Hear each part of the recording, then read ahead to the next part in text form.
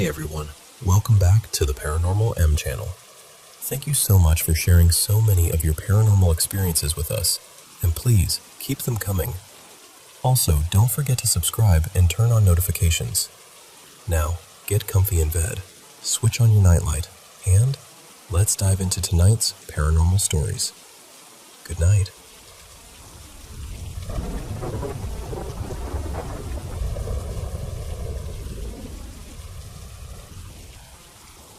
I wanted to share something that happened to me because, honestly, it felt so unusual that I still don't quite know what to make of it.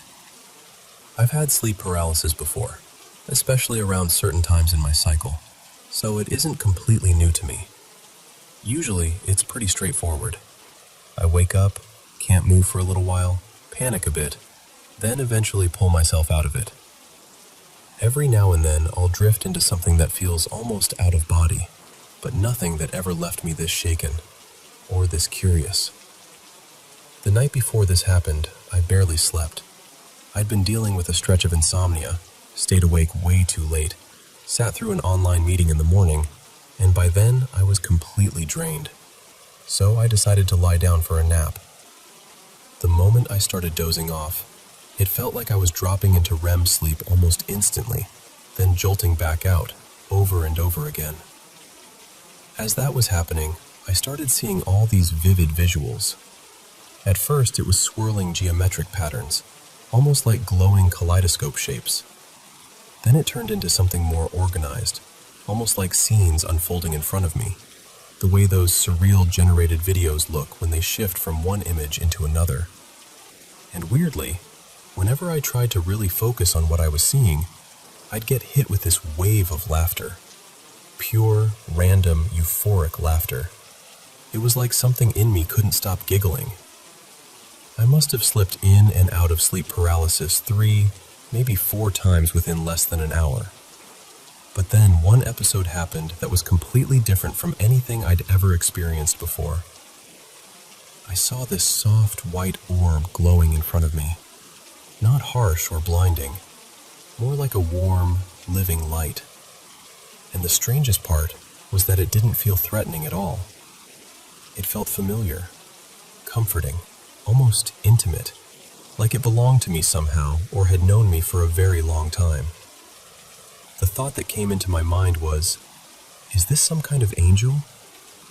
And even now, looking back, that thought feels less like a question and more like a recognition. Then it started speaking. I can't remember the exact words, which frustrates me, because I know whatever it said felt important. But I remember how the voice felt.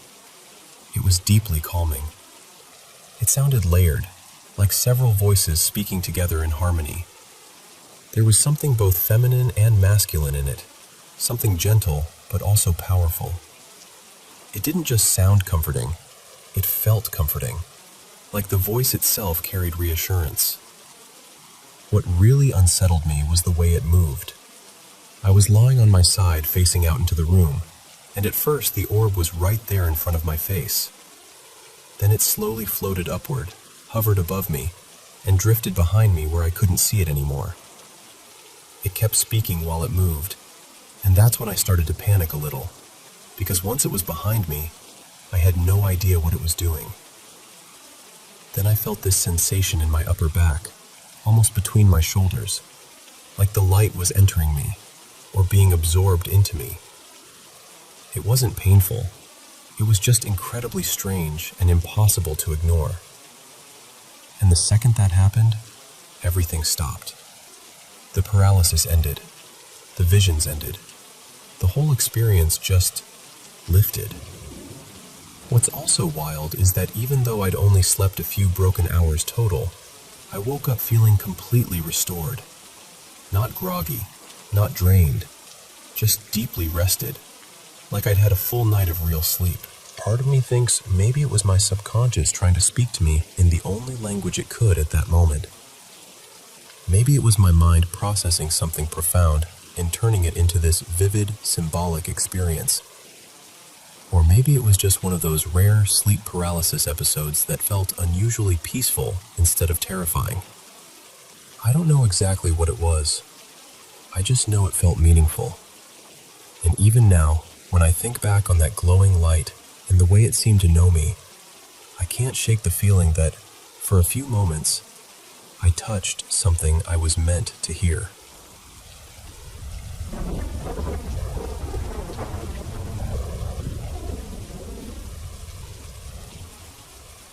So this happened when I was around 22.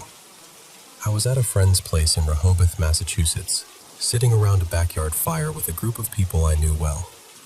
We did that kind of thing all the time, just hanging out, talking, laughing, a few people drinking, a few smoking cigars or weed. Nothing wild. We were all pretty laid back, responsible people. At that point in my life, I'd only recently started drinking, and I'd never touched weed or anything stronger. No history of mental illness, nothing like that. That night, I'd had maybe 3 or 4 hard ciders, and I'd also been smoking these unbelievably cheap, cherry-flavored cigars we'd picked up on a trip out of state. They were terrible. I remember thinking afterward that maybe whatever happened to me had to be connected to those cigars, or maybe the mix of that and the alcohol. I was trying hard to explain it away, but after a couple of hours out by the fire, something changed. Out of nowhere, I felt this strange wave come over me. The only way I can describe it now is that it felt like the beginning of a panic attack. But at the time, I'd never even had one before, so I had no frame of reference. It was this growing heaviness, this dread that seemed to settle over my whole body. It felt wrong. It scared me immediately. But I didn't say anything, because I didn't want to alarm anyone or make a scene. And then, at the peak of it, I wasn't there anymore. I know how unbelievable that sounds, but I'm telling you exactly how it felt. Instead of the fire and my friends, I was seeing this completely different place. It looked dark and futuristic, almost like the deck of some strange ship, with a pool in the middle, lit in that cold, artificial way sci-fi movies always look. There was a girl there, around my age, talking to me like she knew me. She looked oddly familiar, but I didn't actually know who she was. There were other people around too, moving through the space, but I can't clearly remember them. Then just like that, I snapped back. I was sitting by the fire again with everyone else, like nothing had happened. I didn't react outwardly. I kept it all inside. But in my head, I was thinking, what just happened to me? The weirdest part is that even though I was scared, part of me was also curious. A part of me almost wanted it to happen again. And it did. A little while later, that same heavy, terrifying sensation came back. And once again, I was somewhere else. Not the exact same moment as before, but the same place, or at least something very close to it. I remember moving through that dim room, trailing behind people near the water, like I was inside a scene that was already happening without me. It felt real while it was happening, more real than it should have. I don't know how many times it happened altogether, but after a while, the fear started to win out. I got to the point where I couldn't just sit there pretending I was okay anymore. So I left. I got in my car and started driving home, which was about half an hour away. As soon as I got in the car, I called my girlfriend. The phone started ringing, but almost immediately there was this awful crackling sound, glitchy, metallic, wrong. Then she picked up, and before I could even say anything, there was this bizarre noise on the line. It sounded like breathing mixed with some kind of distorted metallic feedback, almost like someone moving their tongue around in their mouth right next to the receiver. The first thing she said was, "What was that?" And honestly, for a split second, I felt relieved, because if she heard it too, then maybe I wasn't losing my mind. I told her what had happened at the fire and asked her to stay on the phone with me while I drove. I was scared it might happen again while I was behind the wheel, and I didn't want to be alone if I crashed or something went wrong. Thankfully, I made it home fine. I went straight downstairs to my room and laid on the bed, thinking maybe whatever it was had passed. But within minutes, I felt that same sensation coming on again. The dread, the heaviness, that awful wave. And then I was back in another place, seeing another scene that had nothing to do with the room I was actually in. When it stopped, I called her again. The dialing noise did that same strange thing one more time, though not as intensely. After that, eventually, I fell asleep. And that was it. It never happened again. Not once. Not even close. I know how all of this sounds. I really do. It sounds made up or exaggerated, or like something from the mind of somebody unraveling. But I'm just telling you what I experienced. I've gone over it so many times in my head. Maybe it was something in those cheap cigars. Maybe it was some bizarre reaction between the alcohol and whatever was in them. Maybe somebody slipped something to me, though I never believed my friends would do that.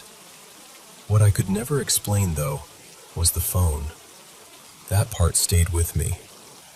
My girlfriend and I broke up years later, and every once in a while I still think about reaching out to ask if she remembers that night, especially those sounds on the call.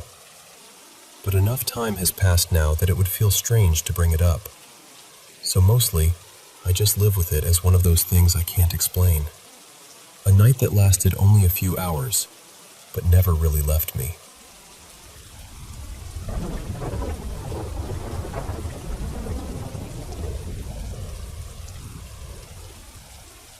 I don't really know how to explain this without sounding dramatic, but I've been carrying it around for a while, and I think I finally need to say it out loud.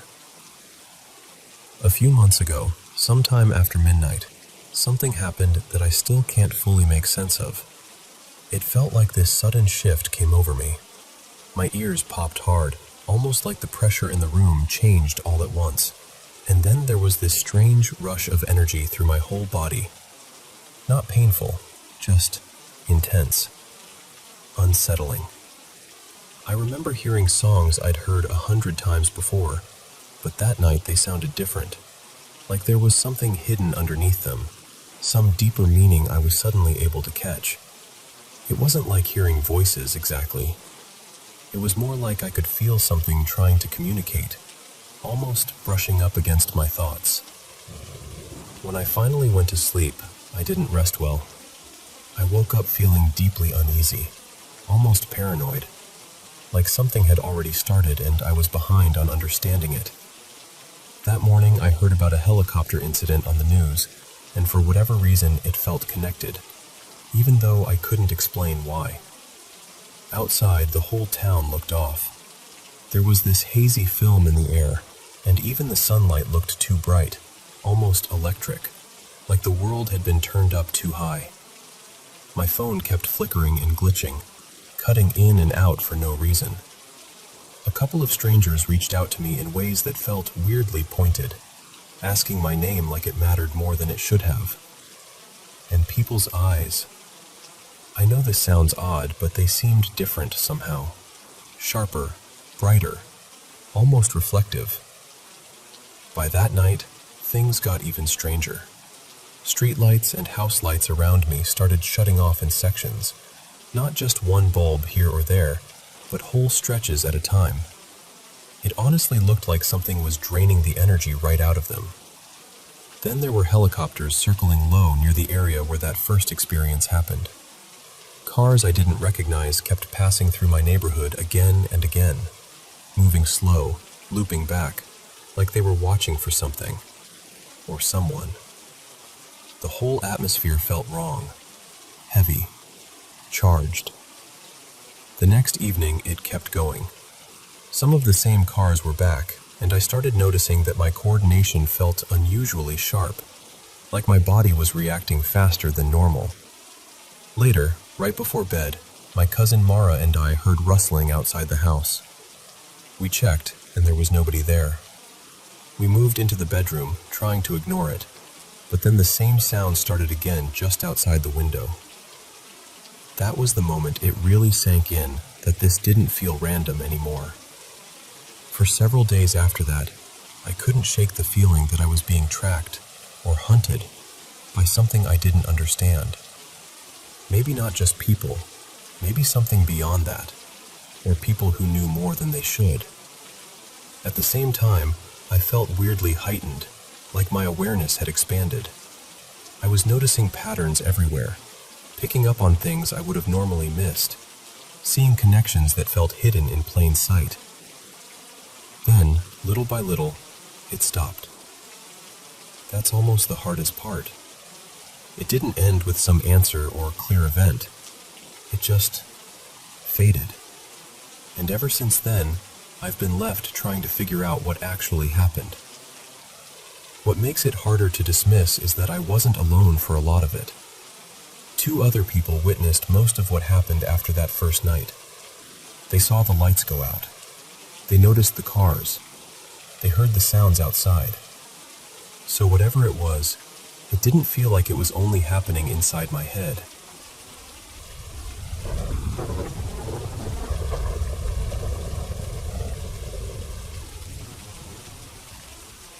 I've had vivid, unsettling dreams for as long as I can remember, going all the way back to childhood. Most of them were nightmares, but then one particular dream started repeating, and that's when things began to feel different. In that dream, I'm alone in my apartment at night. Everything is dim, almost completely black, except for a little moonlight coming in through the window because I live high up.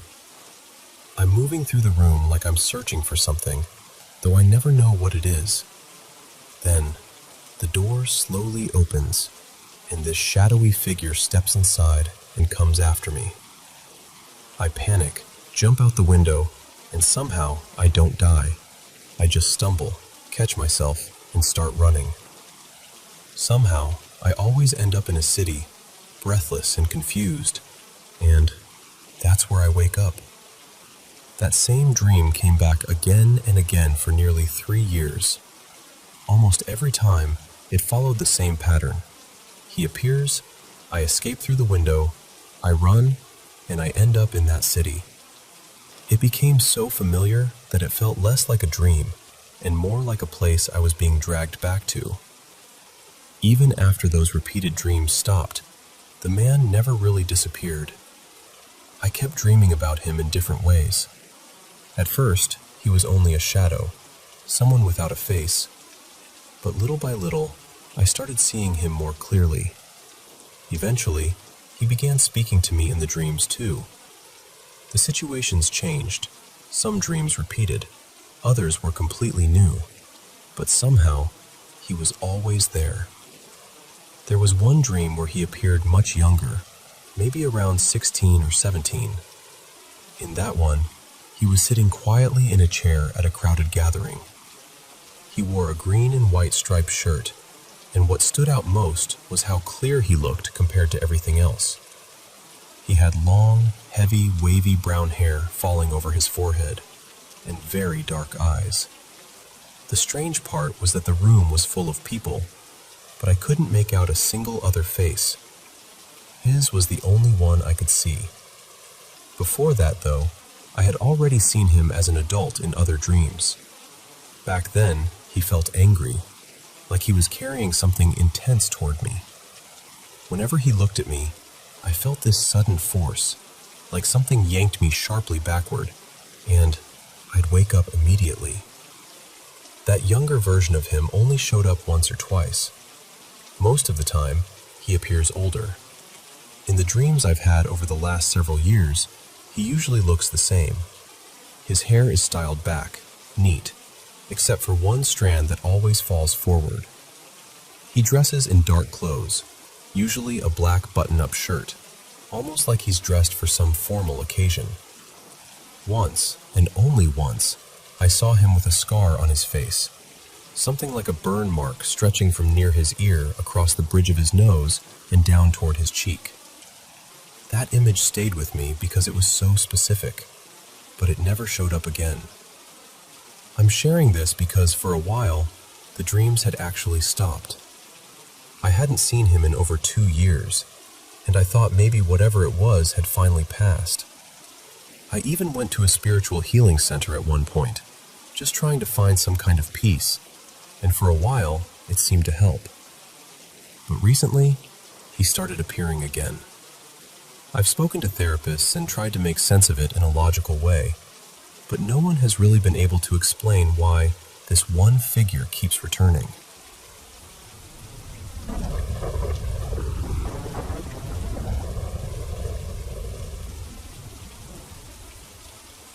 So this all happened over the span of maybe a month, and even now, when I think back on it, I still get that same feeling. It started one evening when I was out playing basketball with 3 friends at a local rec center near my neighborhood. I'll call them Jake, Sarah, and Mariah. While we were there, this dog wandered up to us. No collar, no owner in sight, but it didn't look starved or injured. It actually looked pretty well taken care of, which made it even stranger. Mariah immediately got worried and said we should take it to the shelter. I didn't love that idea because I kept thinking about how animals can end up getting put down if nobody claims them. But she felt strongly that we had to do something. By the next day, she'd made flyers, and since it was my area, I helped everyone figure out the best places to hang them up around the parks and neighborhood streets. By the time we finished, it was late. We stopped at one last corner and put up the final 2 flyers. Then we all got back into Mariah's car, trying to decide where to go eat. Mariah was driving, Sarah was in the front seat, and Jake and I were in the back. Everything had gone quiet for a second when Sarah suddenly said, really softly, "Is that a head?" I looked up, and across the street, just above this short brick wall, there was what looked like the face of an old woman staring directly at us. All 4 of us just froze. And then something happened that I still can't explain. Her face seemed to flicker with light, almost like strobes passing over it. Not bright, not like lightning exactly, just this unnatural shifting light. The weird part was, there was nothing around that could have caused it. No passing car, no flashlight, nothing. Mariah screamed and hit the gas. Because it was my neighborhood, I knew the way the street curved and where that yard opened up. So when we turned the corner, I looked over, expecting maybe to catch her moving or turning to watch us leave. But she didn't. She was still there, perfectly still, staring at the exact spot where our car had been, like a statue. That was the first thing. Then maybe a week later, it was just me, Jake, and Sarah. We were driving back to my house, and Sarah was behind the wheel. We were coming up to the last intersection before my street when both of us saw something dart across the road. The best way I can describe it is, it looked like the upper half of a man in a wheelchair, all pale beige, almost washed out looking, and it moved unnaturally fast into a driveway. Sarah saw it. I saw it.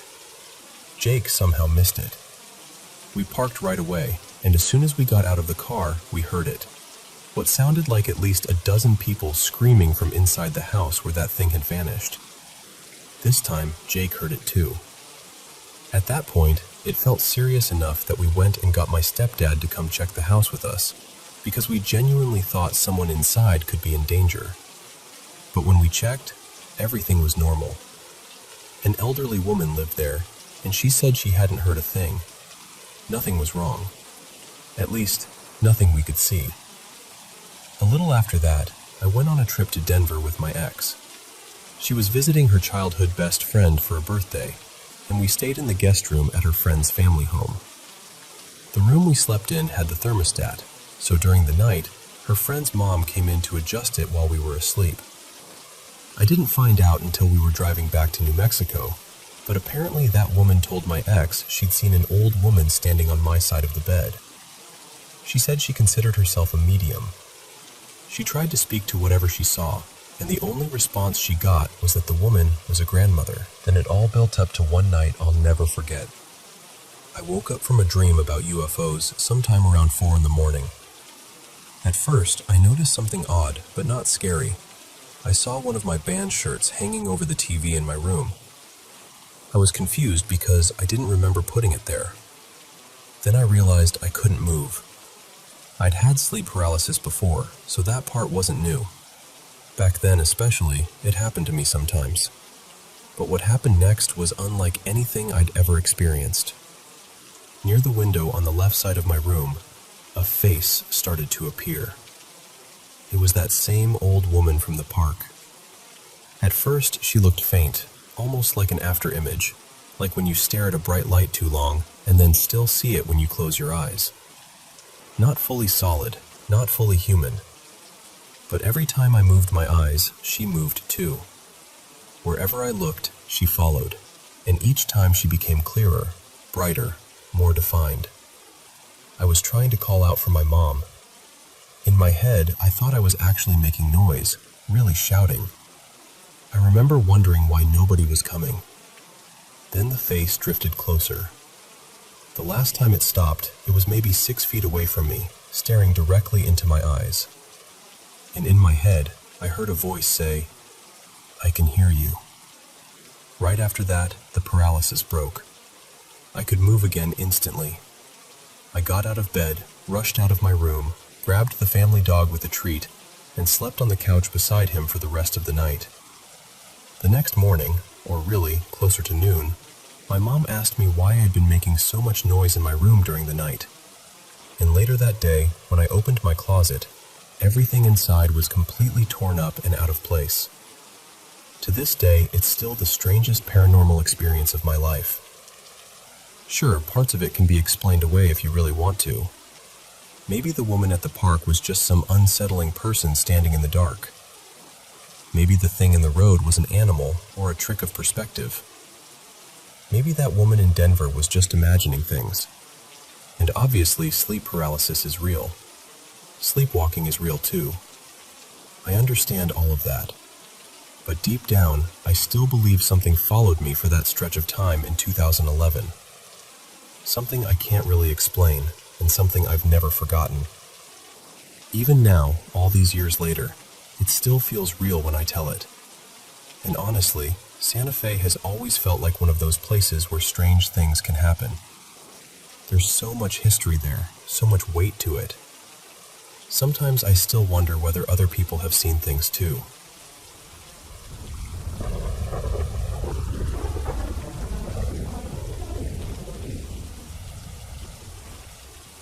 Hey everyone, I was talking with my sister recently about the strange things that happened to us growing up in our old house, and the memories still give me chills. One of the stories she brought up happened when she was around 8 years old. Back then, she always slept with this favorite baby doll tucked right beside her. She had this old metal bed with a rounded headboard, the kind with a narrow curved bar across the top. It was so thin and awkward that you could barely balance anything on it. Well, one night she woke up and noticed the doll wasn't lying next to her where she had left it. Instead, it was perched right on top of that curved headboard, just sitting there like someone had carefully placed it. She got so scared she came straight into the living room and asked if any of us had done it. But nobody had touched that doll. My own experience happened a few years later when I was about 15.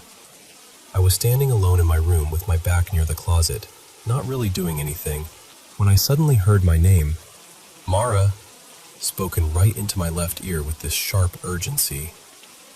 I could actually feel what seemed like breath against my skin. It was so close that I was sure someone was standing directly behind me. I spun around, fully expecting to see my sister messing with me. But there was nobody there. Just the dark closet, half open, staring back at me. I searched the room, checked the closet, even looked around for one of my siblings thinking it had to be some kind of prank. Then I rushed into my sister's room, and she was just sitting there on her bed, totally confused about why I was panicking. After that closet door felt different. Before then, it had never really bothered me. But once I heard my name like that, I couldn't look at it the same way again. Still, for some reason, I didn't start closing it at night. I slept on the side of the bed that faced it directly. Then one night, I woke up staring at the ceiling. Right away, I knew something was wrong. My whole body felt pinned down. My arms were at my sides, but I couldn't move them, couldn't move anything. It was my first time ever experiencing sleep paralysis, though I didn't understand that in the moment. I was terrified, and then it got worse. I started to feel myself rising. I know how unbelievable that sounds, but it honestly felt like my body was floating upward toward the ceiling. My vision got closer and closer to it, and I could feel this awful pressure, like I was trapped inside my own body and something else had taken control. I was trying so hard to move, to snap out of it, but I couldn't. I stopped when my face felt just inches from the ceiling. I remember silently begging over and over for whatever was happening to just let me go and put me back down. After what felt like forever, probably only a few seconds, I slowly started lowering back toward the bed. But before I fully settled, I looked ahead toward the closet, and there was this tall, shadowy figure, halfway visible behind the closet door, just watching me. The second I noticed it, I felt myself being pulled in that direction. That was the part that really broke me. I was fighting as hard as I could to move, to wake up, to do anything. And just as I felt like my feet were getting close to the closet, I finally jolted awake. At one point, when I was younger, some paranormal investigation group even came to our house. They said they picked up on the presence of an older man. Now, I don't know what to make of that. I'm not someone who believes every spooky story without question, and I usually look for a rational explanation first. But those experiences, I still can't explain them. And honestly, I'm not sure I ever will.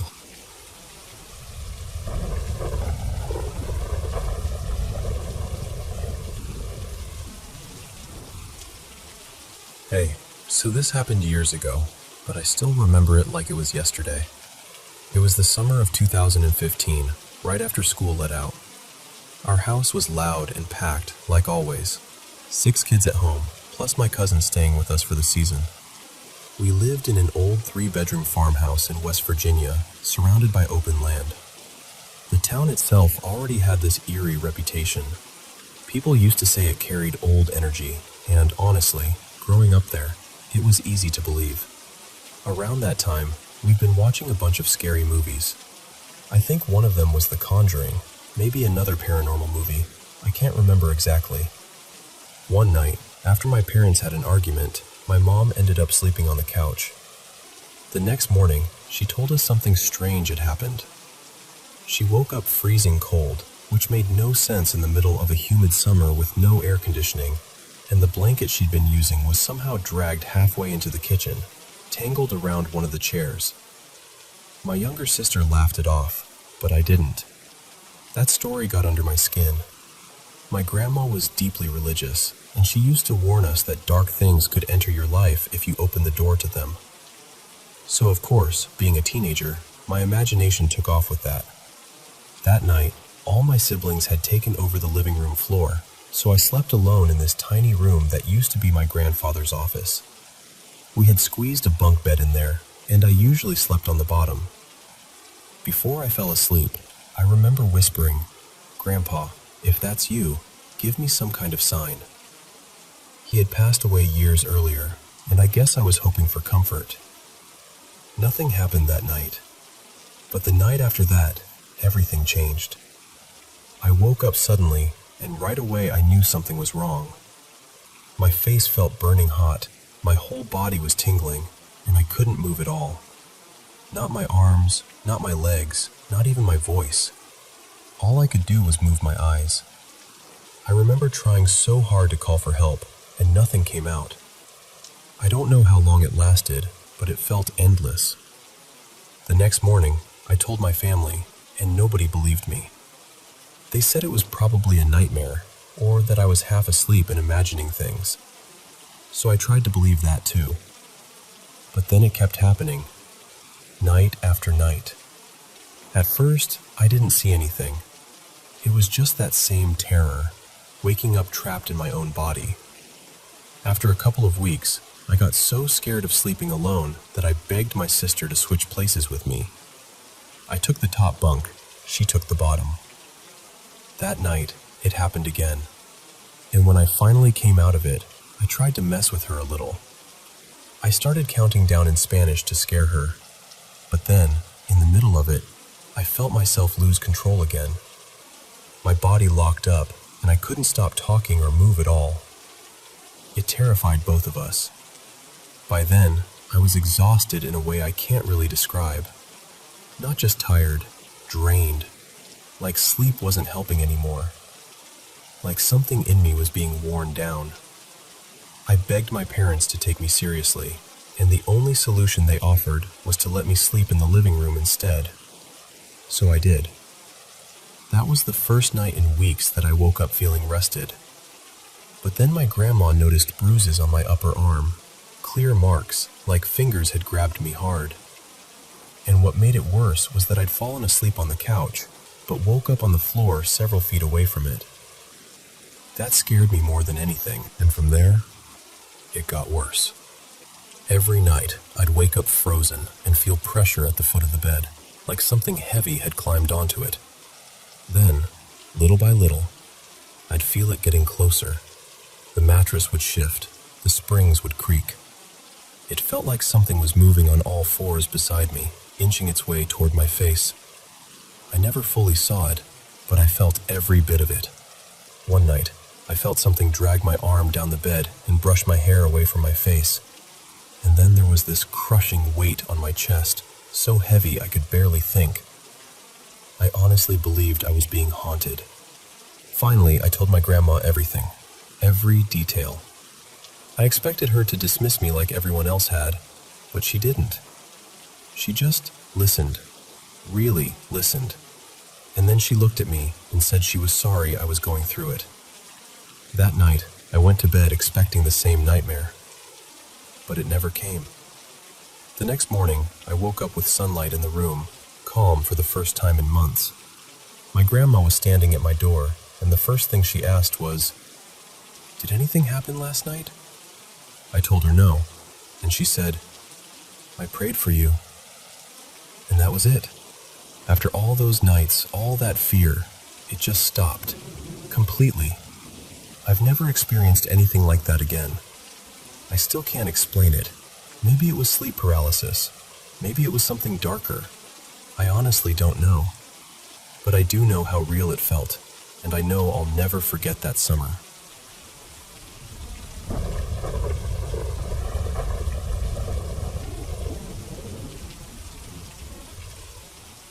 I need to tell you about something that's been sitting with me for a long time, because even now, I still don't fully know what to make of it. My old best friend, Jamie, died in December 2024. He was 26. I believe it may have been suicide, but his family never confirmed anything, so I've been left with that uncertainty ever since. We hadn't been close for the last few years before he died. Life kind of pulled us apart, and if I'm honest, both of us were struggling with our mental health in ways that made it hard to hold on to anything, even each other. What's strange is that after he died, I had 3 dreams about him, and they didn't feel like normal dreams at all. I usually don't remember dreams properly. If I do, they're just scraps that fade by lunchtime. But these were different. I can still remember them so clearly, down to tiny details. They felt less like dreams and more like memories I somehow lived through. The first one happened in January 2025. It was short, almost stupidly simple, but that's part of why it stuck with me. I was walking through this school building that looked a lot like the one I'd worked in not long before. I turned a corner in the hallway, and there was Jamie, just standing there with this oversized foam dart blaster in his hands, grinning like an idiot. He looked at me and said, "Come on, let's go terrorize some teenagers." And then he took off running down the corridor. I remember laughing and immediately following after him, and then I woke up. At the time, I didn't think much of it. I just thought maybe my brain was giving me something gentle, something familiar. One last ridiculous moment with him. The second dream was in March, and that one felt much heavier. I was sitting in what looked like some kind of waiting area, maybe in a hospital or a care facility, somewhere quiet and too clean. There were plastic chairs, pale walls, a little table between us. A staff member brought Jamie out to see me, and we sat together for what felt like hours. We talked about everything. Old memories, stupid jokes, the kind of things you only share with someone who once knew you inside out. And I remember so clearly that he apologized. He told me he was sorry he left when he did. That alone would have been enough to shake me, but there was something else in that dream that really bothered me. The woman who brought him in. She was older, heavy-set, with short gray curls, and she stood on the other side of the room, just watching us. Not in a normal way either. She felt wrong, almost like she was pretending to be human rather than actually being human. Her eyes were intense, like she wasn't looking at me so much as through me, into me. I can't explain it better than that. Eventually, she said it was time for Jamie to go back, and she led him away. Then I woke up. That dream stayed with me for days. Then there was the third one, in May 2025, and that's the one that really unsettled me. It started off almost sweet. I met Jamie in a little bookshop. We were messing around, pulling random books off the shelves, laughing at pretentious titles and badly designed covers. It felt easy, like old times. But I barely got any time with him before someone interrupted us. A woman who worked there came over and told Jamie he had to go back now, and that I had to leave too. I got angry, instantly. I remember saying, "No, I'm staying." And then everything changed. At one point, she bent so far down toward me that it felt like she wasn't speaking to the version of me in the dream anymore. It felt like she was talking directly to me, the real me, outside of it. Like she was breaking through whatever wall separated the dream from waking life. I was terrified, but I still kept saying I wasn't leaving. Then she said we could play a game. If I won, I could stay. So I agreed. The game had 3 rounds. In each one, I either had to escape from something chasing me or destroy the right object before I was caught. I never actually saw what was after me, and somehow that made it worse. It felt ancient, nameless, like something I wasn't supposed to understand. In the first round, I managed to get away. In the second, I found the right object and smashed it before whatever was coming reached me. Then, while I was waiting for the third round to start, someone handed me a note. I can still picture the words on it. It said, "Nothing good will come from you winning. We're ending this now. Leave." And right after that, I was forced awake. When I woke up, I had this splitting headache that lasted the rest of the day. Nothing helped. Not painkillers, not food, not water, not going back to bed. It just sat there like the dream had followed me out. The first 2 dreams felt comforting in a strange way. Whether it was really Jamie reaching out, or just my mind trying to give me some peace, I could live with that. They felt gentle, like maybe, somehow, everything was okay. But that third one didn't feel gentle at all. That one felt like I went somewhere I wasn't supposed to go.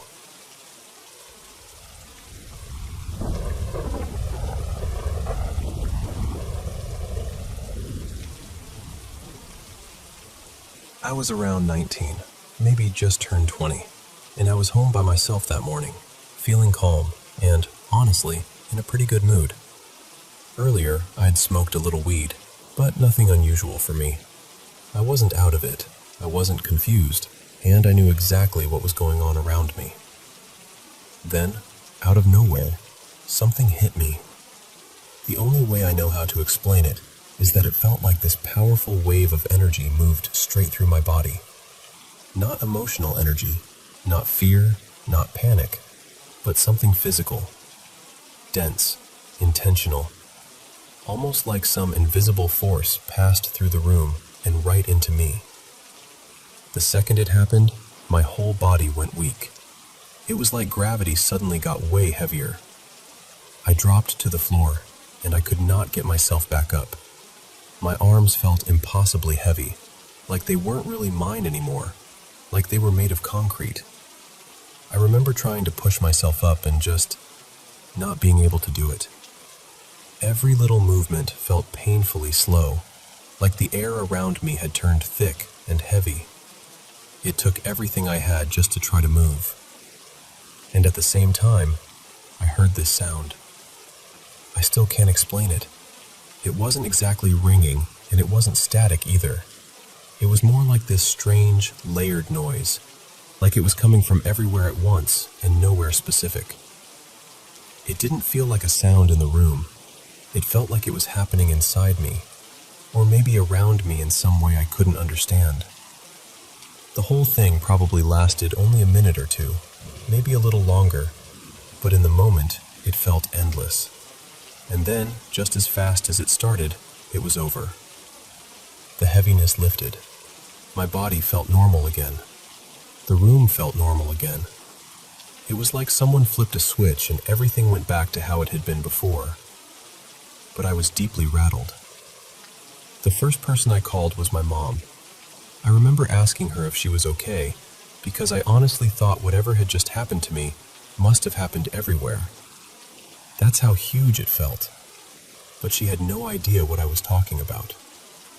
Later, I asked a couple of friends if they'd noticed anything strange that day, and nobody had. After a while, I stopped bringing it up.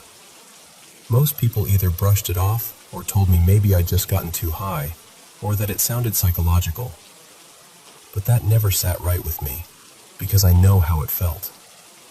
I've smoked before and after that day plenty of times, and nothing has ever come close. My mind felt clear the whole time. I wasn't spiraling. I was just suddenly overwhelmed by something that felt completely outside of me. Even now, I still don't know what it was. Back then, my mind ran everywhere trying to make sense of it. I wondered if it was something cosmic, something spiritual, some kind of atmospheric event, even something catastrophic beginning in the distance. It felt bigger than anything ordinary, bigger than anything man-made. That's the part that has stayed with me most, how unnatural and immense it felt. I've had a few other strange moments in my life too. Growing up, there were times I'd hear whispering so close to my ear, it felt like someone was standing right beside me, even when I was alone. But nothing ever affected my body the way that wave did. Nothing ever made the world feel that suddenly heavy. So I'm sharing this because I really want to know if anyone else has ever felt something like that. A sudden physical shift, like pressure or gravity changed, along with a strange sound and this intense heaviness.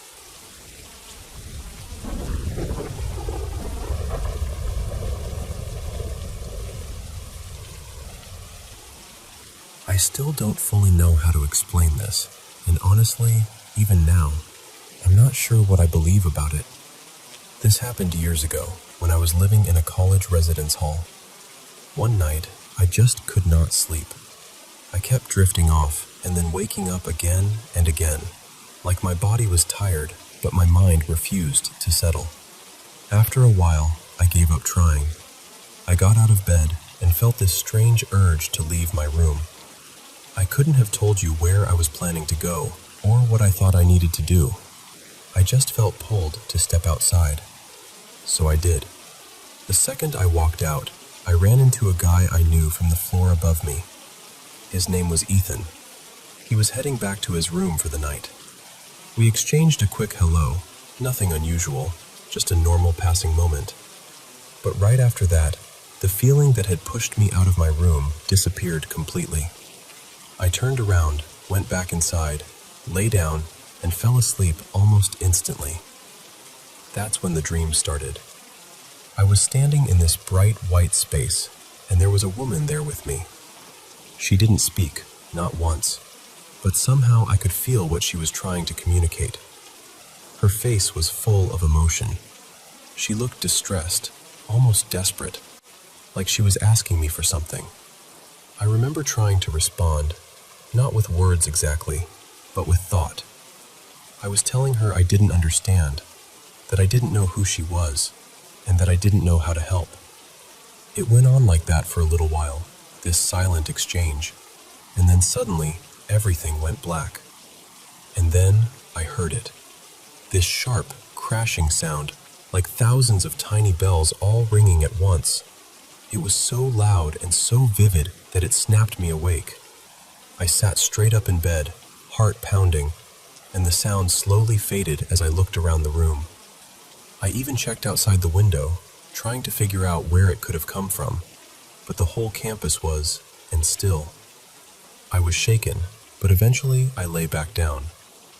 Then the dream came again. Same white space, same woman. She was facing me, and this time I understood a little more. She still wasn't speaking, but I could feel her fear and her sadness more clearly. What I got, more than anything, was that she didn't want to leave. She wanted to stay. Stay where, I couldn't say. I just knew that was what she was trying to express. And again, I kept trying to tell her that I didn't know what she wanted from me, that I didn't know how to do anything for her. I felt completely overwhelmed in the dream, like I was being asked something impossible.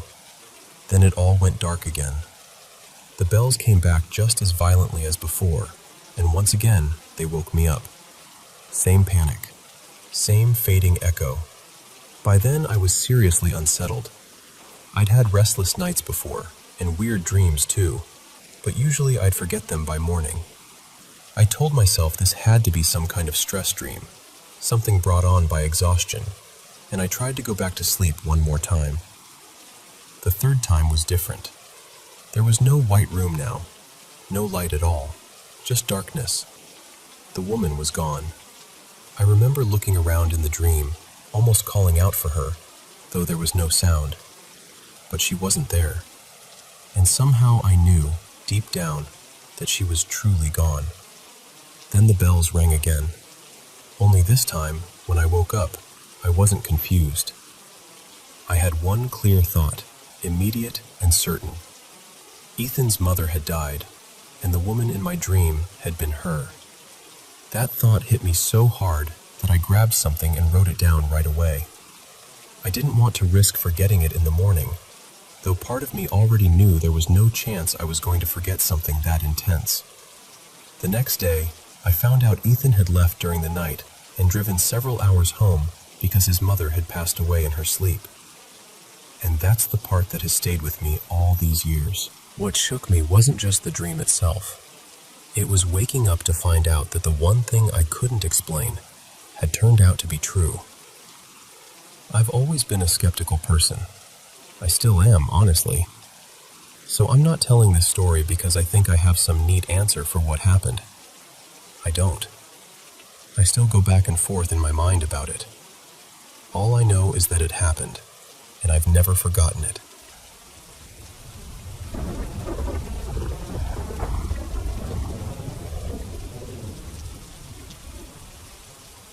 So, there's this tiny little town up in far northern Montana, tucked along a river not too far from Glacier National Park and pretty close to the Canadian border, where I've had a couple of experiences I still can't really make sense of.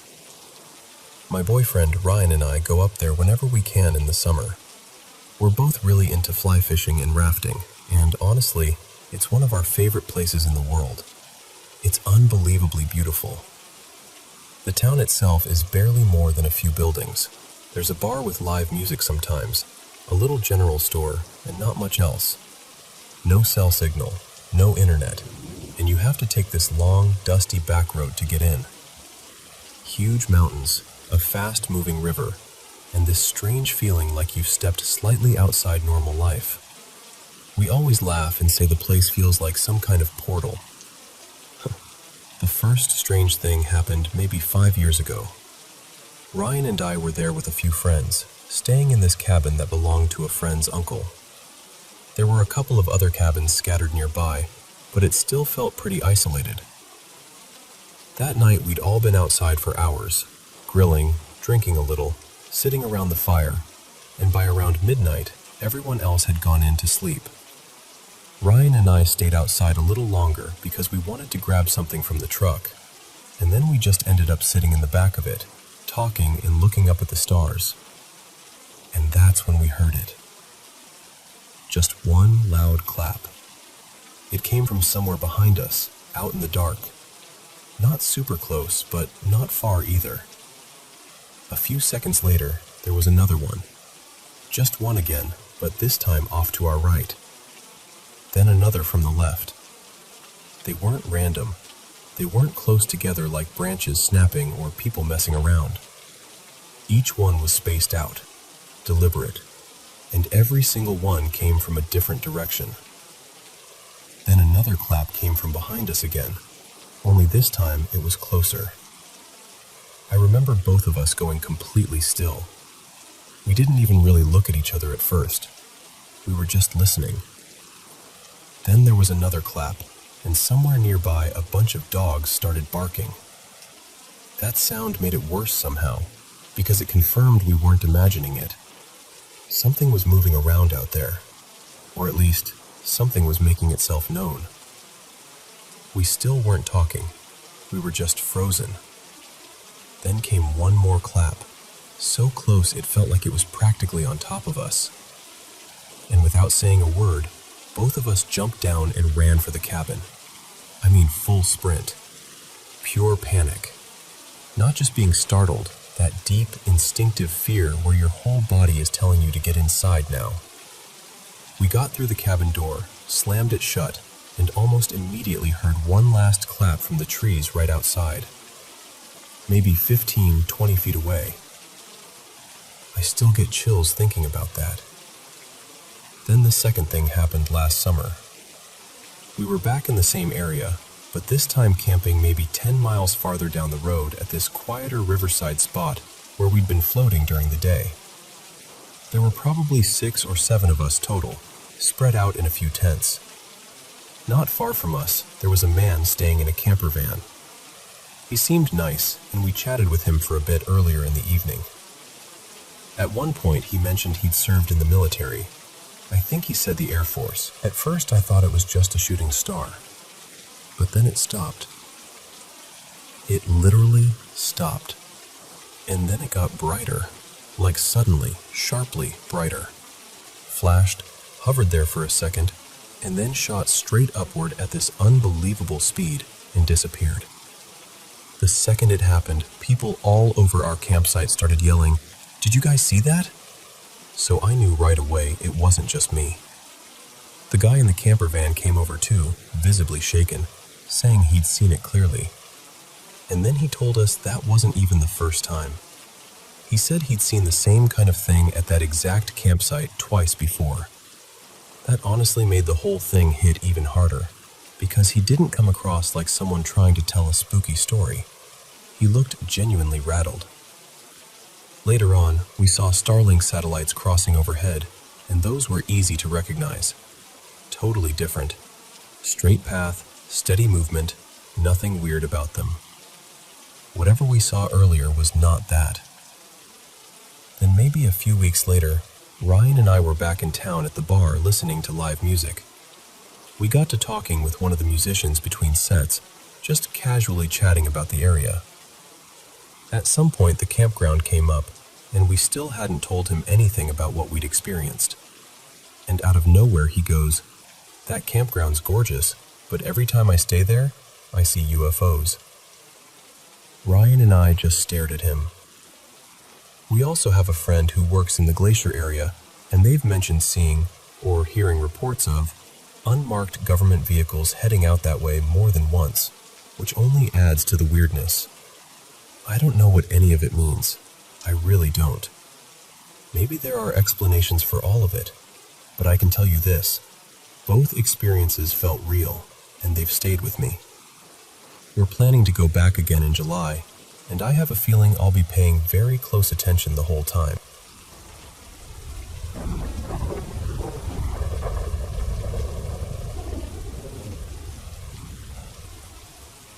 You know, my grandpa Louise passed away in 2021, and I was 21 then.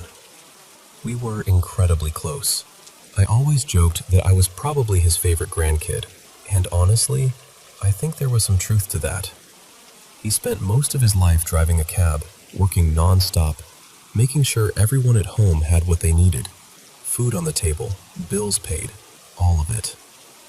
He had diabetes, but he was the kind of person who always put himself last, and by late 2020, his health had really started getting worse.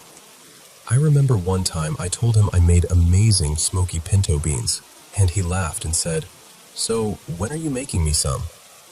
I told him I would, but I kept putting it off.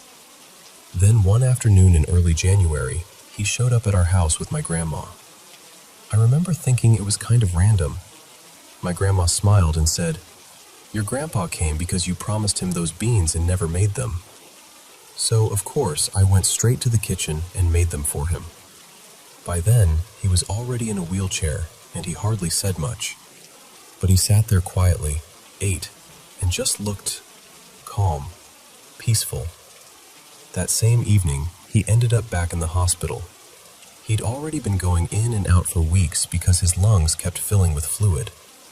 It was like every time we thought he might stabilize, something else happened. A few nights later, I had this dream that I still remember so clearly. In the dream, I was standing in his room, and then he walked in. Just completely fine. No wheelchair, no struggle, no weakness. He looked like himself again. I asked him, "You feeling better?" And he smiled and said, "Yeah, I'm ready to get back to work." Then he said, "Come on, let's go pick up your grandma and get groceries." And that hit me, because that was something we used to do together all the time when I was little. We'd ride with him, pick up my grandma, and go shopping like it was the most normal thing in the world. So in the dream, we got into his cab and started driving. We were on the way, just like old times. Then suddenly my phone started ringing. He looked at me and asked, "Who is it?" I checked and said, "It's Mom." I remember not wanting to answer it, but he told me, "Go ahead, it might be important." So I picked up the phone, and right then, I woke up. My phone was actually ringing. It really was my mom. She told me, "They're sending your grandpa home. The doctors said there's nothing more they can do. He may only have a few days left." I just sat there frozen. I didn't even know what to say. He passed away about a week later. In those last days, he barely spoke. He was mostly asleep, confused, and didn't really recognize people anymore. And I never went to see him again after that dream. Not because I didn't love him. It was the opposite, really. I just wanted to hold on to that last version of him, walking, smiling, ready to work, taking one more ride with me. I couldn't bear to replace that with the sight of him lying there, fading away. I still don't know what that dream really was. Maybe it was just my mind trying to prepare me. Or maybe it was his way of saying goodbye. Either way, I've carried it with me ever since, and I know I always will.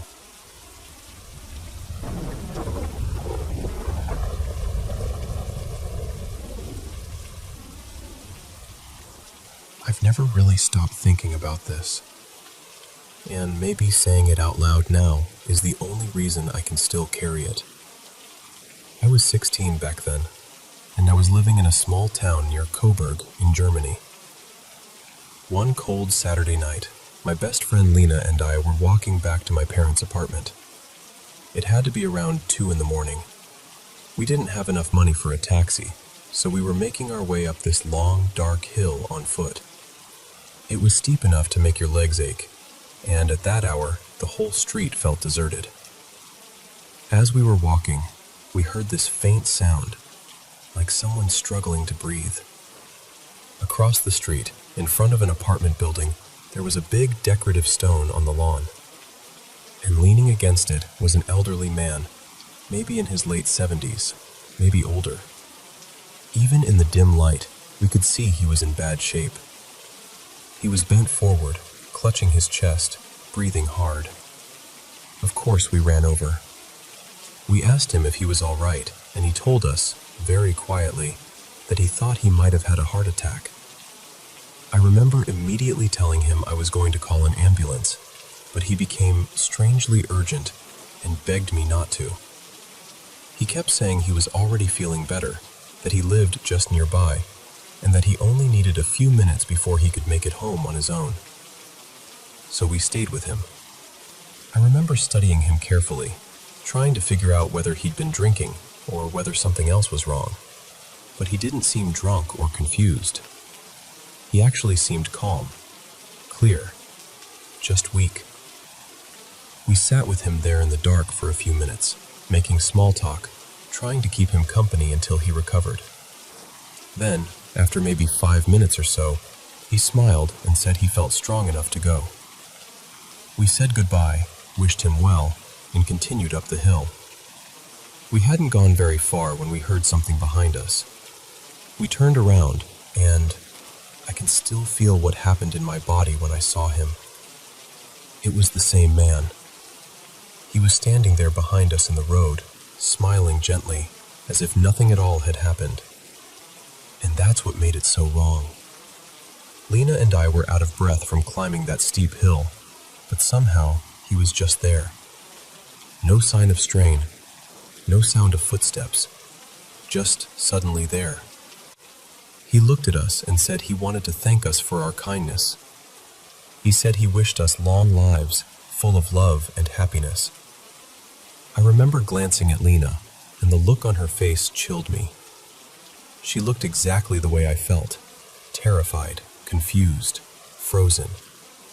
I told him again that he should go home and rest, and he said he would, but that he couldn't leave without telling us how grateful he was. Then he called us angels. The thing is, I knew something was wrong the moment he said that.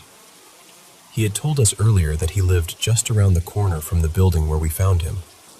But by then, we had already walked far enough that the building was well behind us. There was no way he should have been there. No way he could have caught up to us like that. Still, we smiled politely, thanked him, and kept walking. The rest of the way, Lena kept whispering something under her breath. I was so scared I didn't even ask what she was saying. I just wanted to get to my parents' apartment and be inside with the door locked. When we finally got there, she looked at me and burst into tears. She said, "You have to understand, that wasn't a real person." And the second she said it, I started crying too, because I had felt the exact same thing. I hadn't wanted to say it. I hadn't wanted to make it real. But deep down, I knew. Whatever we had spoken to that night, whatever had smiled at us in the road, it did not feel human. We went to bed without saying much more. She's gone now. She died years ago in a car accident, along with her 2 little girls. And somehow, that night has stayed with me all this time. I still think about it more often than I can explain. I don't know what we saw. I only know that both of us felt it. Both of us knew, without saying it, that something about him wasn't right.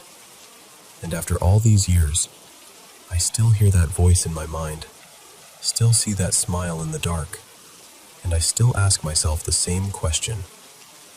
Who or what was he?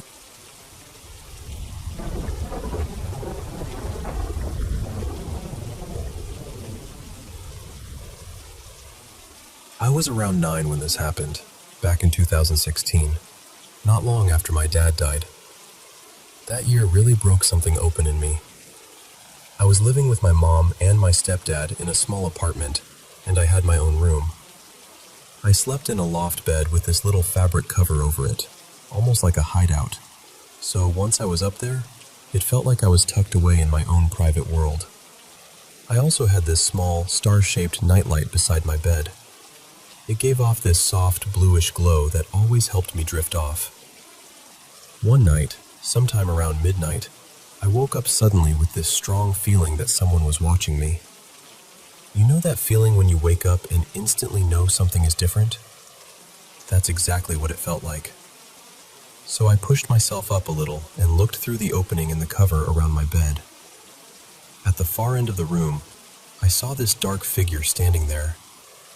It looked like a person, but not fully. It was wearing what seemed like a long, dark coat and a brimmed hat. I couldn't make out any face or features at all, It was just this deep black shape, like all I could really see was the outline. I stared at it for what felt like forever, though it was probably less than a minute. And then I noticed it was coming closer. Not walking, not stepping, just gliding toward me. And the strangest part is, I didn't feel terrified. I know that sounds unbelievable, but I didn't feel panic. I didn't scream. I didn't hide. Instead, I climbed down from my bed, knelt on the floor, and pulled out a box of toy cars from under the bed. Somehow, in that moment, it felt completely natural, like I was with someone I already knew. We played for a little while, quietly, and then I climbed back up into bed and fell asleep. What stayed with me most was how safe it felt. Not scary, not threatening, just familiar. The next morning, I told my mom everything. At first, she thought maybe I'd had a vivid dream, but I think she saw something in my face that made her stop dismissing it. I remember still feeling unsettled, even though the presence itself had felt comforting. She told me she believed it might have been my dad visiting me, like a spirit watching over me. For a long time, I tried to hold on to that explanation, but I don't really believe that anymore. After that night, there was this period when strange things kept happening to me. Sometimes I would sit alone in the dark, squeeze my eyes shut, and suddenly everything would go completely silent. It felt like I was no longer seeing through my own eyes. It was more like I was moving through the apartment from someone else's point of view, almost floating from room to room. It only happened in the months after I saw that figure. Eventually, it stopped. I can't do it anymore, and honestly, I have no desire to try.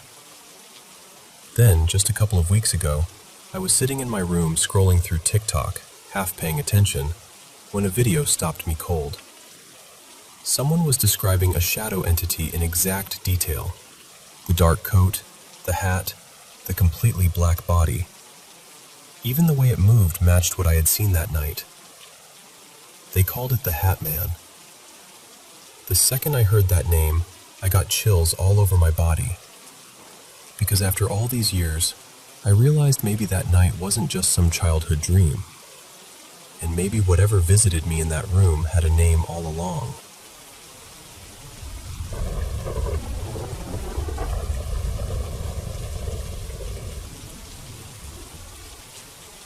I need to tell you about something that happened a few years ago, because even now, I still can't fully explain it.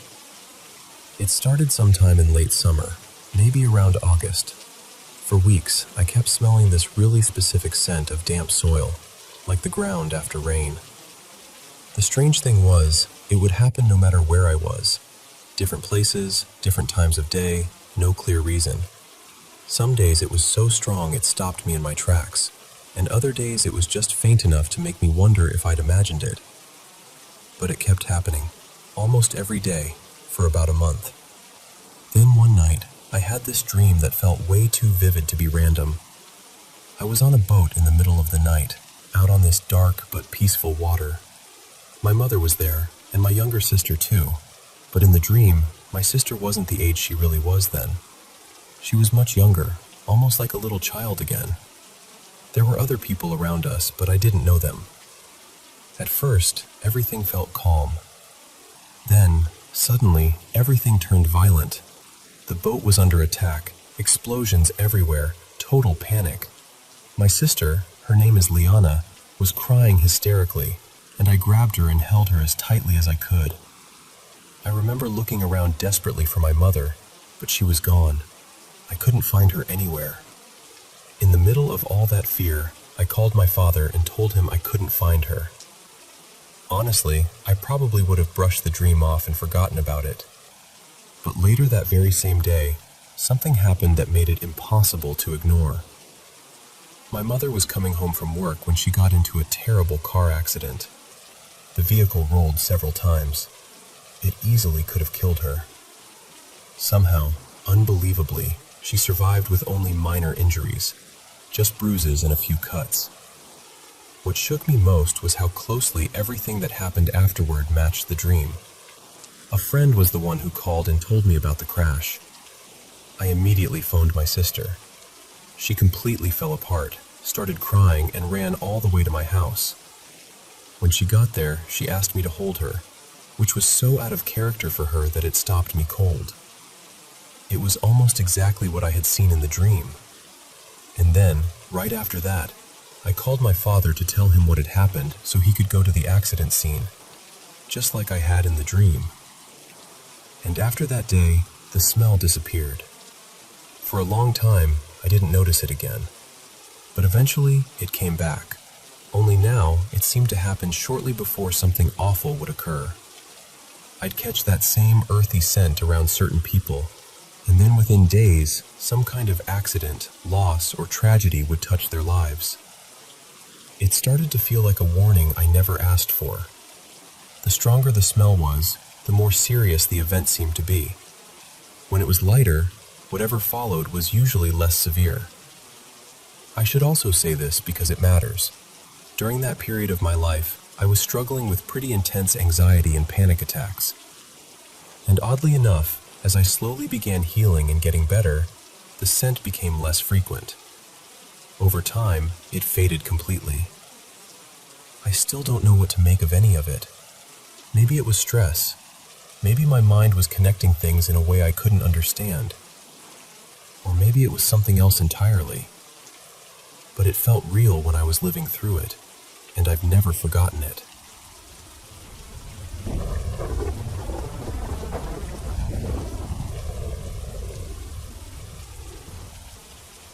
So, Mason and I moved into this old house about 3 weeks ago, and we've been fixing it up bit by bit. From the moment we got the keys, the place felt strange in a very specific way.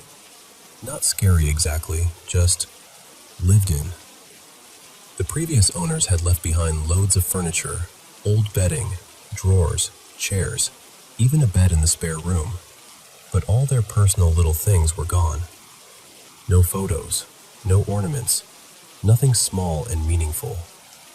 It honestly felt like we'd stepped into someone else's life halfway through. The house itself was built sometime in the 1950s, and the family who lived here bought it decades ago and raised their children here. We were told the wife had developed dementia before she passed away, and her husband now lives in a care home. So there's already a lot of history in the walls, if that makes sense. At first, though, everything felt completely fine.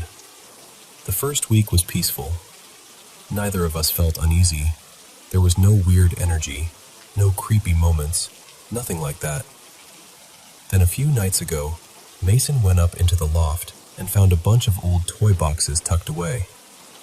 Proper vintage stuff, some of it from the 1960s, and when we started looking them up, we realized a few pieces were actually worth a decent amount of money. We got really excited because, honestly, it felt like this lucky little surprise that could help pay for our new bathroom. We sat there for hours going through everything, checking values, talking about what we might do with them. By the time we packed them away and put them in a cupboard in our bedroom, it was pretty late. That night, just after I'd fallen asleep, Mason was still awake in the spare room sorting through some boxes when he suddenly heard the extractor fan switch on in the kitchen downstairs. He went down to check it, and for some reason used his phone torch instead of turning the light on. The second he pointed the light at it, the fan stopped. Then when he stepped closer, it started up again. It's one of those old extractor fans with a dial from 0 to 3, and when he checked it, the switch was sitting on number 2. He unplugged it, came back upstairs, and not long after that, he heard heavy banging on the stairs. That sound really stood out because we'd just pulled the carpet off the staircase the day before, so now every step is loud and creaky. There's no mistaking that noise. He got into bed after that, but then he started hearing plates and cutlery clattering in the kitchen. After that came this steady tapping sound, moving from room to room downstairs. He said it sounded exactly like someone walking with a cane. Not random knocking, not pipes, not the heating, but something rhythmic, deliberate. He stayed awake listening to it until the early morning, and he told me that when I finally woke up around dawn, it stopped almost immediately. That morning, I rang my dad, because he's a vicar, and I told him everything. I asked if he'd come bless the house. He came over that evening, and we walked through every room together. We lit candles, said prayers, asked anything unsettled in the house to leave, all of that. It actually made me feel better at the time. Like maybe we were taking back control a bit. The next evening, we went to bed feeling so much better, almost proud of ourselves for sorting it. But then, around midnight, Mason woke up to this awful noise downstairs. He said it sounded like somebody had hurled an object onto a cluttered table, like a crash that lasted several seconds. Then the tapping started again. It went on for about 10 minutes. Then it happened again around 1 in the morning for another few minutes. What's bothering us most is that it only happens late, once it's fully dark. During the day, the house feels calm, peaceful even. Nothing feels off. But after about 10 at night, the whole atmosphere changes. And before anyone says it's pipes, Mason is a plumber and heating engineer, so he knows those sounds inside out. The heating is off when this happens, no taps are running, and he's certain it isn't anything mechanical. That's part of why this has got under our skin so badly. If there were a practical explanation, I think we'd both feel a lot better. The only thing that gives me even a tiny bit of comfort is our cat. He doesn't seem upset at all. He's completely relaxed. But then again, he's also ridiculously friendly and not exactly the sharpest creature alive, so I'm not sure he'd be much help as a warning system. What we keep coming back to is the timing. All of this started right after those old toys were brought down from the loft. That's the part we can't ignore. We've been wondering whether somehow it's connected to them, or maybe to the old furniture and belongings that are still in the house. There's still the previous owner's armchair, table and chairs, and that spare bed here for now because we're waiting on a permit before we can clear everything out.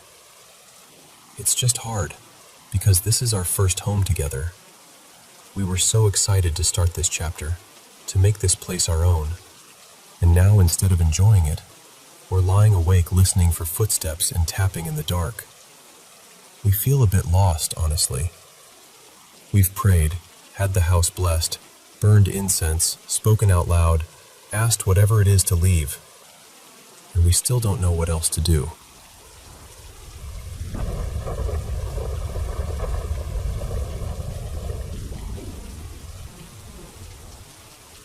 Welcome back to the Paranormal M channel, where we share mysterious experiences from around the world. Thank you so much to everyone who's been sending in your stories. Be sure to subscribe and turn on notifications so you don't miss more spine-chilling encounters from everywhere. How was your day? Let us know in the comments.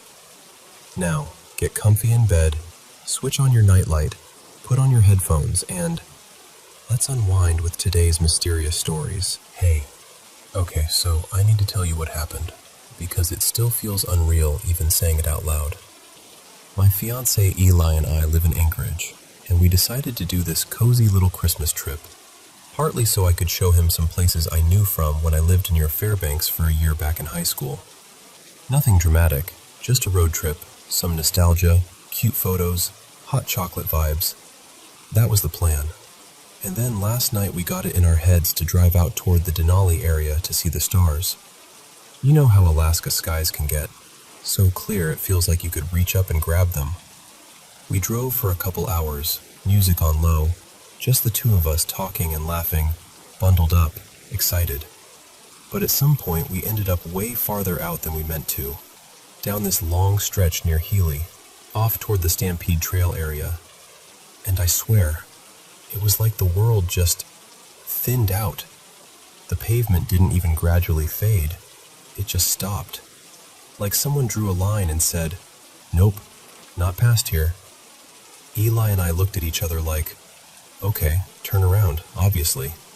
Except turning around was easier said than done, because the snow was deep and uneven, and the road was narrow, and it was pitch black.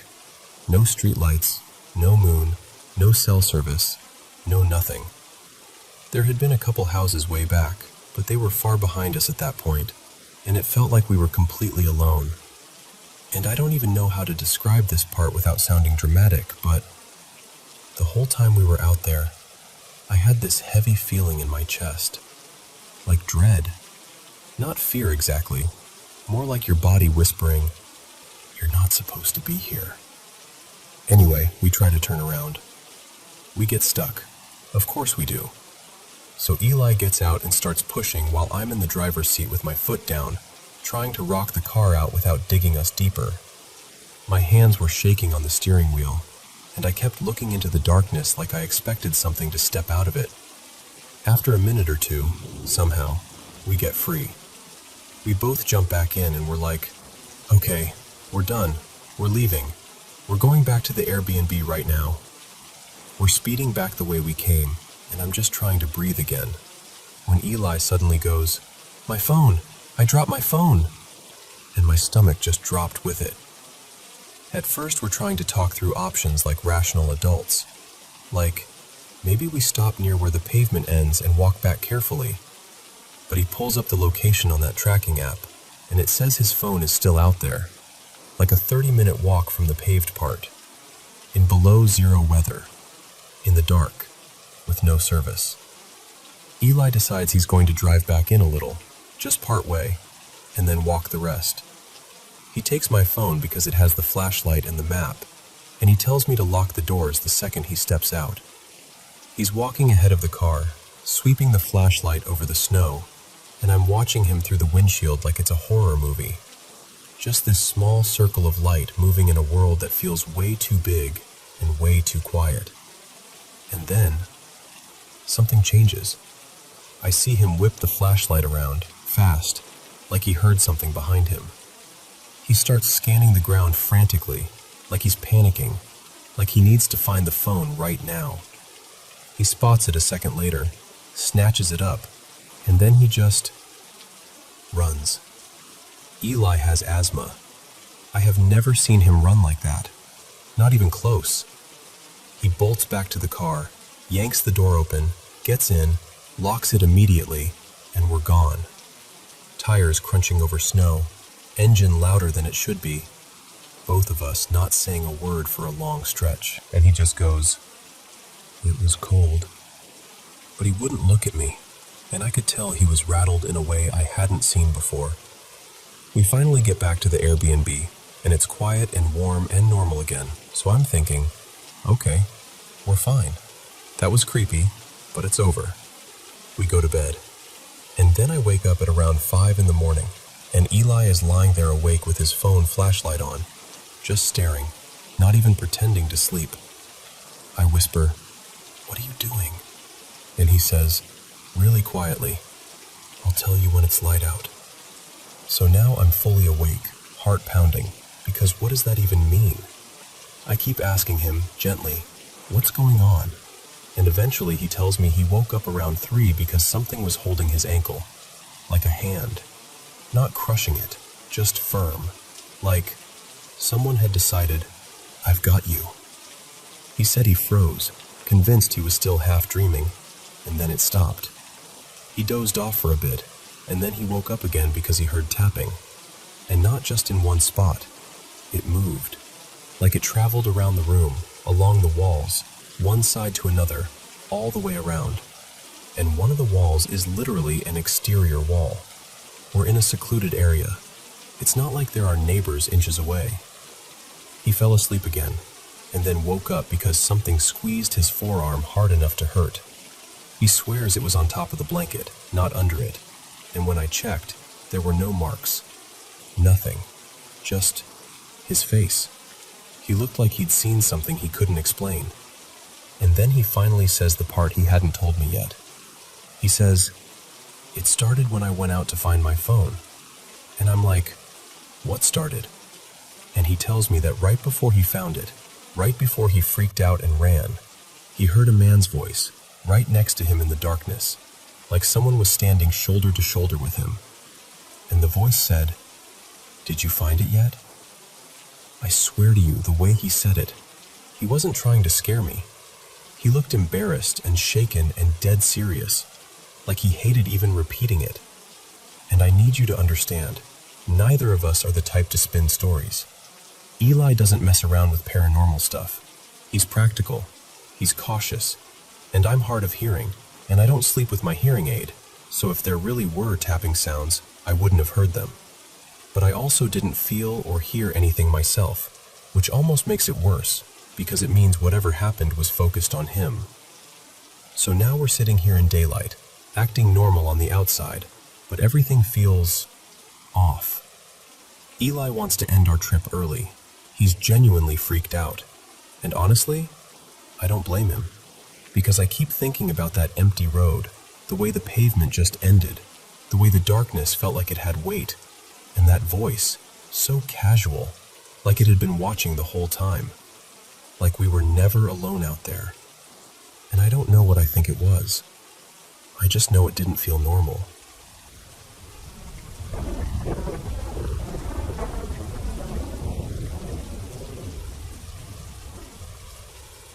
So, I need to tell you what just happened, because I'm still wide awake, and my heart is not back to normal yet. I jolted awake to this insanely loud sound, like, the only way I can describe it is that harsh, mangled animatronic-style noise from those creepy old horror game videos. It was blasting from the left side of the bed, right over near my brother Mason's little laptop setup. I glanced at the time, 4:05 a.m., and the sound just kept going. Somewhere between like 15 seconds to maybe 40. Long enough that I went from, "What is that?" to, "Oh my God, something is happening." It was loud enough that it didn't feel possible for anyone in the room to sleep through it. But Mason? Out cold, completely peaceful. And my uncle in the room across the hall, who's usually up ridiculously early. Nothing. Not a shuffle, not a cough, not even a, "Hey, what was that?" The creepiest part is, the second I sat up and made it obvious I was awake, like the moment I moved and looked toward the sound, it stopped. Abruptly, like someone hit a mute button. And I'm not exaggerating when I say this kind of thing has happened before. Not every time, but enough that it's become this pattern I dread. Whenever I sleep in Mason's room, something random happens. Weird sounds, out of nowhere, that feel like they're being played in the room. Like a clip or a burst of audio that doesn't belong. It's sporadic, but it's never been a one-time thing. And it isn't even limited to that room either. I'm pretty sure I've been woken up by strange sounds in my own room too, just not as often. And before you ask, no, I don't think I'm hallucinating. I know what I heard. It was real, it was loud, and it came from that corner near the laptop. If I had to guess logically, I'd say it was the laptop itself. Maybe a corrupted notification, a background tab, some weird startup noise, a random audio file, a Bluetooth glitch, something like that. But emotionally, the way it started and stopped felt personal. What makes it weirder is that this used to be my room when I was little, and as a kid, I hated sleeping in there. I could never explain why. Part of it might have been the normal kid thing, being in a room farther from my parents, feeling unsettled, all that. Mason actually has that same issue now, so it runs in the family. But there's also that other thought, the one you feel a little silly saying out loud. Like, what if there's something about that room? You know how people always say kids are more sensitive to paranormal stuff? I'm not saying I'm sure that's real, but sometimes I wonder. Especially because, honestly, if any spirit would mess with us, it would be my grandpa. He passed a few years ago, and he had that kind of mischievous energy, Like he'd absolutely find it funny to spook somebody at 4 a.m. and then disappear the second they notice. And it's not just this either. There are other little things that make me feel like I'm, I don't know, more prone to weird encounters. Like sometimes I fall asleep with earbuds in. I'm messy, so usually they end up somewhere stupid, under my back, on the floor, tangled in the sheets. But on a few random mornings, I'll wake up and they're neatly back in the case, even though I know I didn't do that. It hasn't happened lately, and the only reason that stands out is because I mentioned it to my dad a while back, and it's almost like, once I said it out loud, it stopped, and nobody is coming into my room at night. Nobody. I'm alone from the time I fall asleep to the time I wake up. My dad has his own history with stuff like this too, which is part of why I can't fully brush it off. He told me about this guy he knew growing up. Let's call him Eli, who claimed he could see and talk to spirits. My dad had a childhood friend who died young. My dad called him Ricky when he talked about him, and Eli would randomly bring up things Ricky supposedly said. But here's the part that always gives me chills. Eli would mention details that only Ricky and my dad would have known, like tiny specific memories, inside jokes, weird little stories from days when it was just the two of them biking around, stuff that would be impossible to guess unless you'd actually been there. And years later, this is the part that messed with my dad the most. Eli talked to him again, not long after my grandpa died, and started mentioning my grandpa. Same thing. Specific moments, private memories, even things that happened when my dad and grandpa were traveling abroad. Stuff that wasn't public, wasn't family gossip, wasn't something you could just pick up and repeat. My dad is a spiritual person, but he's not a liar. He'll prank me sometimes in normal, goofy ways, but he wouldn't invent something like that. Not with that many details. Not with that kind of sincerity. So I guess that's where my head goes when something like tonight happens. And now I'm back to the original question, the one I keep circling like I'm hoping it'll suddenly sound less insane. What on earth was that noise? A glitch? A random audio clip? Some weird laptop thing? A notification from some buried app? A speaker bug? A Bluetooth connection waking up? Or was it something else? Because it's Christmas morning, it's still dark outside, and I'm sitting here in the same room that's been creeping me out since I was little, and I'm telling you, that sound didn't feel accidental. It felt like it wanted me awake, and I would really, genuinely love an explanation.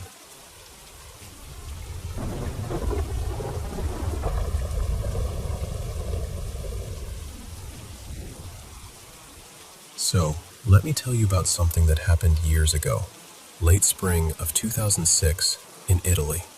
It was one of those holiday Mondays, the kind where the weather finally starts behaving, and everyone takes it as an excuse to be outside, grilling, hanging around with friends, doing the usual, we deserve this thing. I'd been out all day, and I'll be honest, from around lunchtime until early evening, I mostly drank. Not to the point of being wasted. I got myself home, walked Nordmino, even parked the car without any drama. I felt clear. Tired, sure, but not drunk. Back then, I lived alone in a ground floor studio, small place, with this little garden right in front. At night, the garden lights made the whole area kind of bright, but in a way that created a lot of shadows. The kind of lighting that makes corners feel deeper than they are. It never bothered me though. I was used to it. When I got home, I tried to balance things out. Ate something light, drank a ton of water, and just zoned out for a while. Video games, a bit of internet, nothing unusual. Around 2 in the morning, I finally went to bed. I had a cat then. Her name was Mira. She was about 2 years old, and she had this habit of choosing her own sleeping spots like she paid rent. I left the windows cracked open because the air felt nice. Anyway, at some point in the night, I felt something climb onto the bed, right around my knees. And I didn't even fully wake up at first, because I just assumed, automatically, that's Mina. So I reached down to pet her, and instead, something bit my hand. But listen, it wasn't a normal bite. That's what made my whole body go cold. First of all, I've got big hands. Always have. My palm is wide enough that it's kind of noticeable, and I dealt in the past with a hormonal condition that made my hands larger than average. So when I say this bite covered a lot of surface, I mean it. The bite stretched across my palm, starting near the pinky side and ending closer to the base of my thumb. A wide, full mouth pressure, like something trying to warn me. But here's the thing. There were no teeth. It didn't hurt. It wasn't wet. It didn't feel like skin puncturing skin. It was more like a firm clamp.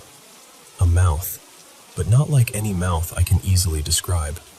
I snapped my eyes open, terrified, like instant adrenaline, heart hammering, skin buzzing, and I saw this black shape slip off the bed.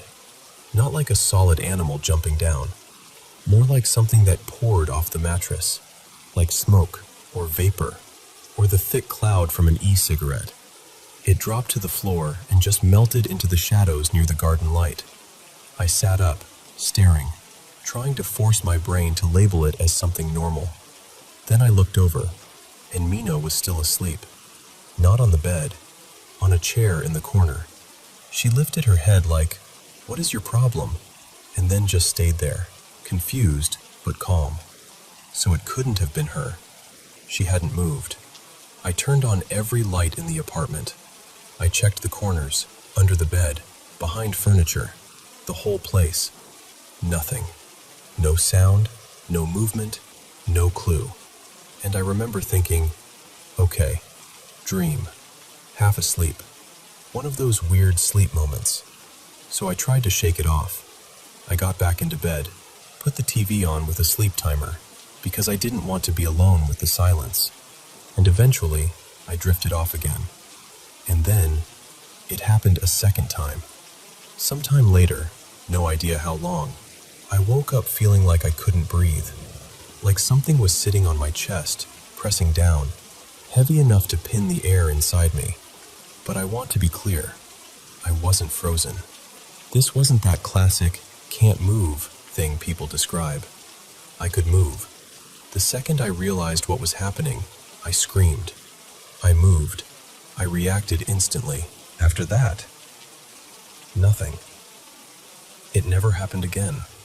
Not once. I lived there for a few more years and then moved, maybe 2 or 3 years later, to a new place. And I remember at some point, much later, finding out that the year before all this, someone older, around their 50s, who lived above me, had died in bed. People mentioned it casually, like it was just a sad detail, nothing more. And look, I'm saying this plainly. I don't believe in the paranormal. I'm not trying to convince anyone of shadow people or spirits or anything like that. I didn't even know the term shadow people until much later, when I stumbled across it online and felt this unpleasant little click of recognition. To me, whatever happened that night was an animal, something physical, something that behaved like a creature, cautious, warning, defensive, maybe trapped, maybe confused.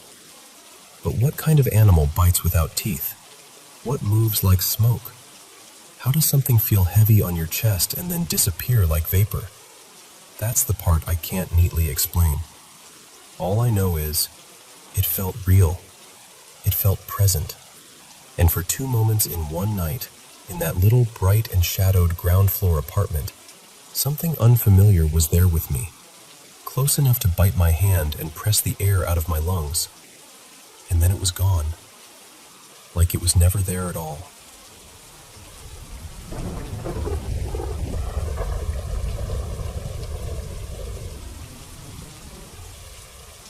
So, I've never been the kind of person who's like, yep, ghosts are real, case closed. I've always been pretty practical. But I'll admit, when you hear enough weird stories from other people, you stop rolling your eyes quite as hard, you know? Anyway, this happened over Christmas. My husband, Caleb, our little one, Poppy, and I flew down to stay with his parents for the holidays. They've got this older house, and we were sleeping upstairs in a room that doesn't have air conditioning. It gets so warm at night that we basically survive off a rattly fan and whatever breeze we can steal through an open window. Poppy is an amazing sleeper, like suspiciously amazing. She sleeps in a little travel cot at the end of our bed and usually gives us a solid 12 hours without making a sound. But that night, around maybe 4:15 in the morning, she suddenly let out this cry. And the thing is, it wasn't a sad cry. Not hungry, not scared. It was more like annoyed. Like someone had interrupted her mid-dream and she was complaining about it. So I grabbed my phone, flicked on the flashlight, and walked over to check on her. She was asleep, face down on her tummy, totally still. Normally she sleeps with her little bottom up in the air, so seeing her flat like that made me pause. I figured maybe she'd had a brief night terror or shifted weirdly in a deep sleep. So far, nothing spooky. Just parenting stuff. I climbed back into bed, turned off my flashlight, and started to drift off again. And that's when I felt it. Movement, right at the end of the bed. Not like a tiny shake, like the mattress dipped, the way it does when someone climbs up or puts their weight down. And at that exact moment, Poppy cried again.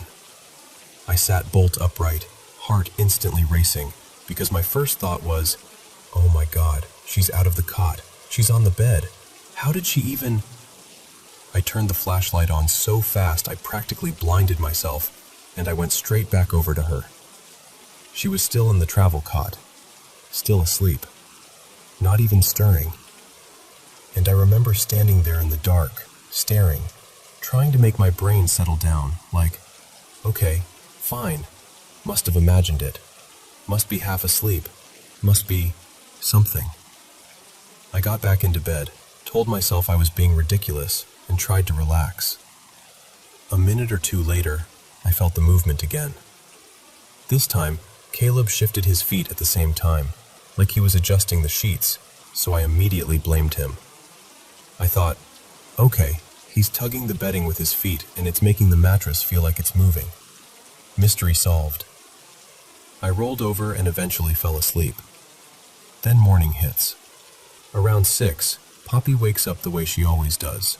No crying, just babbling to herself, going, Mama, Dada, Mama, Dada, like she's giving a little speech to the ceiling. And then, the bedroom door, which was fully closed, swung open so hard it smacked the wall. Like it didn't creak open. It didn't slowly drift. It flew open. And again, my brain refused to go paranormal. I just went, wind, old house, upstairs draft, weird latch. I mean, the window was open, the house is creaky, and the doors never seem to sit right. Still, I won't lie. I got this cold little prickling feeling at the back of my neck. Later, when Caleb finally woke up, I mentioned the door thing, kind of laughing like, well, that was dramatic. And he just goes quiet for a second and says, this house feels off sometimes. That's when my stomach dropped, because, okay, I can explain away my half-asleep brain. But him too? On a different night? Same exact sensation? His mom is really into tarot, like really into it. She has shelves and shelves of decks in her room, which is right across the hall from ours. Caleb isn't into it at all, but he said he'd always heard that certain things can act like a doorway, and that maybe the house kind of collects energy. I don't know. I'm not an expert. I'm not even a believer. But we're both Catholic, and I'll be honest, I didn't feel brave in that moment. I went downstairs, grabbed the Bible, brought it back up, and set it on the bed like, okay, if there's anything weird happening, you're not doing it in here. And the wild part is, afterward, I tried searching for explanations online. People kept saying stuff like hypnagogic sensations, half-asleep muscle tricks, sleep paralysis adjacent things. but I can't fully accept that because it wasn't just me. It was Caleb too. And neither of us has ever experienced anything like it before. We're in our 30s. We've slept in hotels, old houses, new houses, apartments, everywhere. And this was the first time either of us felt something that specific. So I don't know what it was. All I know is, that night, in that warm upstairs room with the window open and the fan humming, it really did feel, just for a few seconds, like something else was there with us. And that is not a feeling I'm eager to get familiar with.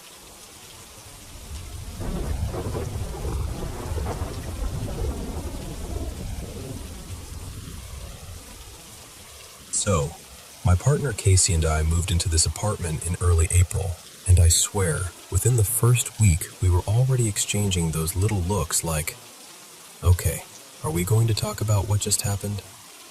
It's this small 4-unit building that used to be offices. At least, that's what the neighbors told us.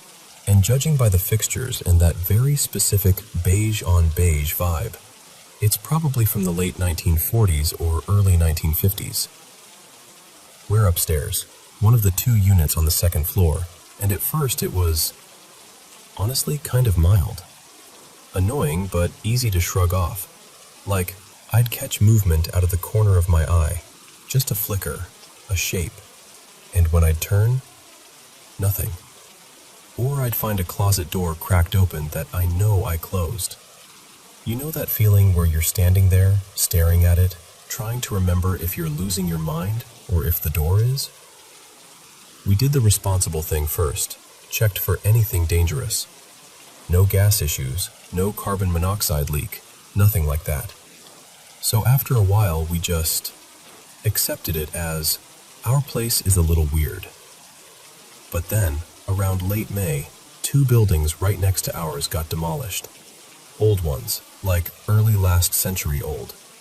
And I'm not saying there's a connection, but I am saying that after that, the whole atmosphere shifted. Like something got stirred up. That's when the waking up started. We'll be dead asleep and then, bam, wide awake, heart racing. That weird cold panic where your body is acting like something's wrong before your brain can even catch up. And it's always around the same times, 3:07 a.m. or 5:02 a.m. Like, weirdly specific, right? Not always those exact minutes, but close enough that we noticed. One night, I woke up so hard I practically sat straight up, and I thought I saw someone in our bedroom doorway. Not like a vague shadow. A person. An older woman shape, kind of still, just watching. I remember the impression more than the details, like my brain didn't want to fill in the face.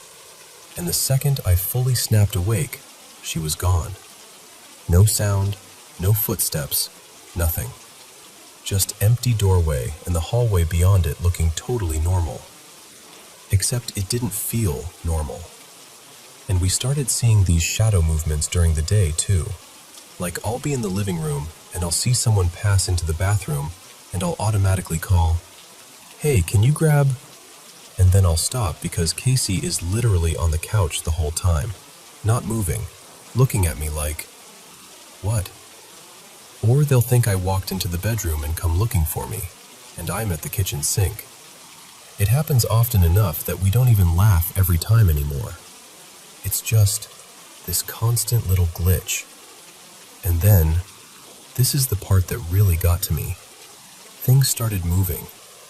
Not subtle stuff like, oh, maybe it slid. I mean, objects that should not be moving, falling in ways that make no sense. I was crouched in the kitchen one day, reaching down for something on the bottom shelf, and a travel mug, one of those chunky metal ones, just launched out of the cabinet and clipped the top of my shoulder. It wasn't perched on the edge. It wasn't wobbling. It was back inside the cabinet like it belonged there. Another time, Casey was making food and a knife slipped out of the cutlery organizer like someone nudged it. It dropped tip first and hit the counter, and if it had landed just a few inches differently, it would have hit our cat, Miso, who was, of course, right there like cats always are, supervising the kitchen. After that, we both kind of stood there in silence, and I remember Casey just quietly going, "Okay, I didn't imagine that." The night I thought I saw the woman, I turned my head, and one of the cats, Juniper, was sitting up in bed, frozen, staring straight at the doorway, and her head was moving just slightly, like she was watching something shift position in the hallway. Not looking at the door like it's a noise, looking like there was something there. And then there's this other detail. Maybe it's unrelated, but it feels hard to ignore. At the end of our block, there's an empty lot, just weeds and fencing. About 20-something years ago, 2 apartment buildings there caught fire. A bunch of people died, 8 or 9, depending on which article you believe. There's a plaque on a stone marker, really plain, like the neighborhood tried to fold the tragedy into the background and move on. And we're basically the closest building that's actually lived in. So sometimes, in the quiet moments, especially when we're both awake at 3 a.m., staring at the ceiling, listening to the building settle, I wonder if it's not even about our unit. Like maybe it's not our apartment that has the history. Maybe it's just the area. Like the ground remembers. And the landlord? He's genuinely a nice guy. Normal. Friendly. Fixes stuff fast. The kind of person you don't want to corner with. So, hey, has anyone ever seen a ghost here? Because suddenly, you're that tenant. And I don't want to be a weirdo. But also, I don't really know what to do with the fact that our home sometimes feels like it's watching us back. So we keep the lights on a little longer than we used to. We tell ourselves it's stress, or old wiring, or the building shifting. And then we wake up again at 3 a.m., and the hallway feels occupied.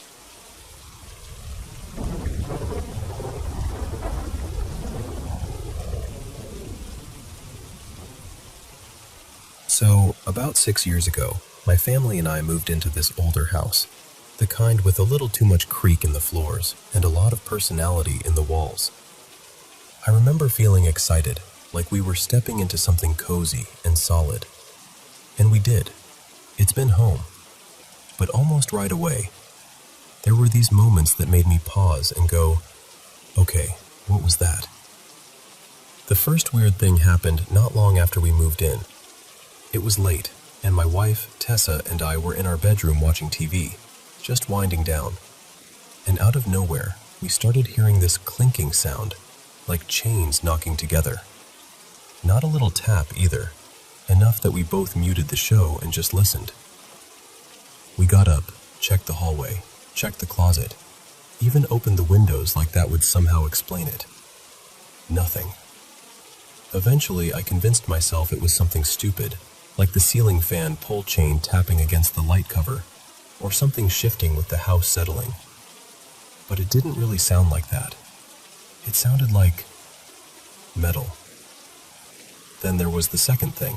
Same setup. Bedroom TV on at night, just relaxing. Our dog, Bowie, big black lab, sweet as anything, was tucked under the bed.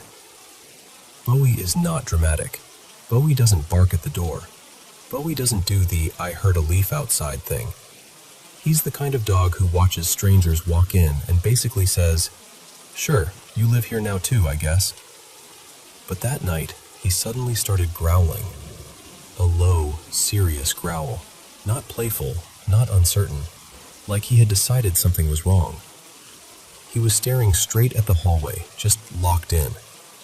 I called his name, tried to coax him out, and he wouldn't budge. He didn't charge, he didn't whine.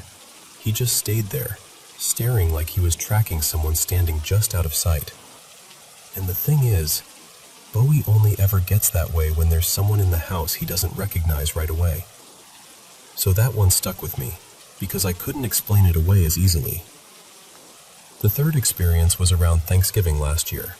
My mom, Marianne, was over, and we were doing the whole holiday scramble, talking over each other, checking timers, trying to remember if we already added salt. I turned to ask her something, and as I looked toward the kitchen, I saw this woman, tall, blonde, wearing a bright teal top, walk like she belonged there, straight toward the pantry. It wasn't a flicker. It wasn't a shadow. It was the shape of a person moving with purpose, like she was just going to grab something off a shelf. And as soon as I started to say, "Mom, I just saw," my mom cut in and calmly finished my sentence.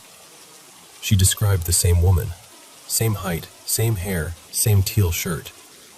And then she told me something that made my stomach drop a little. She'd seen her the day before, near the stove, just standing there for a second like she was watching. I remember staring at my mom like, "Please tell me you're messing with me." But she wasn't laughing.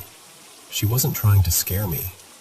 If anything, she looked annoyed, like, of course this house would do that while I'm trying to cook. And then the most recent thing. Honestly, that's the one that shook me the most. It happened last night. I was asleep, and Tessa was still awake in bed playing video games with friends, headset on, laughing, totally in her own world. She nudged me awake and whispered my name in this tense, careful voice. She said, "I heard the door handle." And I'm half asleep, like, what do you mean you heard it? But then she tells me she watched it. Watched the handle move, like someone was jiggling it. Then the door opened. Our dog was in the room with us. Everyone else in the house was asleep.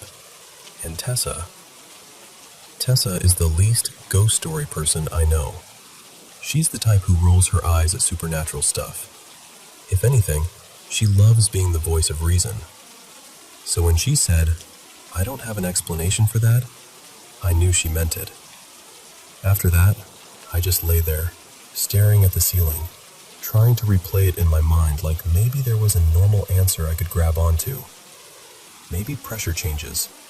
Maybe the latch didn't catch. Maybe the house shifted. But the way she described it, so specific, made it harder to shrug off. And it's not just us either. We've had friends stay the night who casually mention, the next morning, that they saw someone move through a doorway, or heard footsteps when no one was awake. Nothing dramatic, just those little comments people make when they're not trying to be scary. Which almost makes it worse, you know? Anytime I've seen something, I've always tried to tell myself it's my eyes playing tricks on me. I'm not out here wanting a haunting. We've got multiple carbon monoxide alarms, working and tested.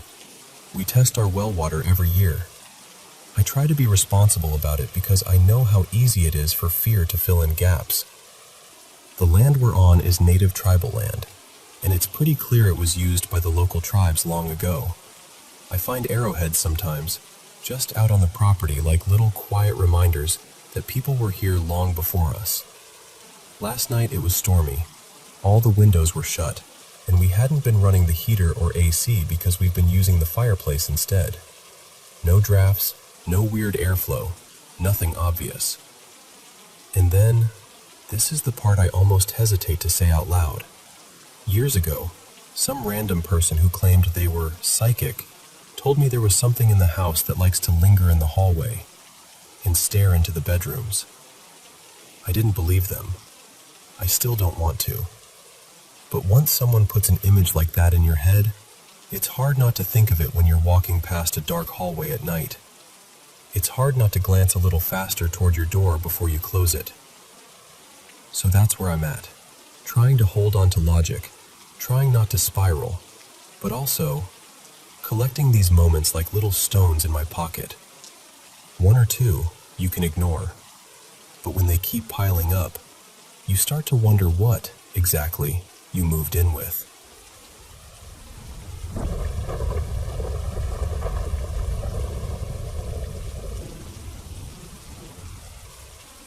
Hey, so I need to tell you about the last couple of days because I swear, things have been weird. Like the kind of weird that makes you stop mid-thought and go, okay, what is happening right now? It started small, honestly. Just little stuff. Misplacing things, walking into a room and forgetting why I went in there.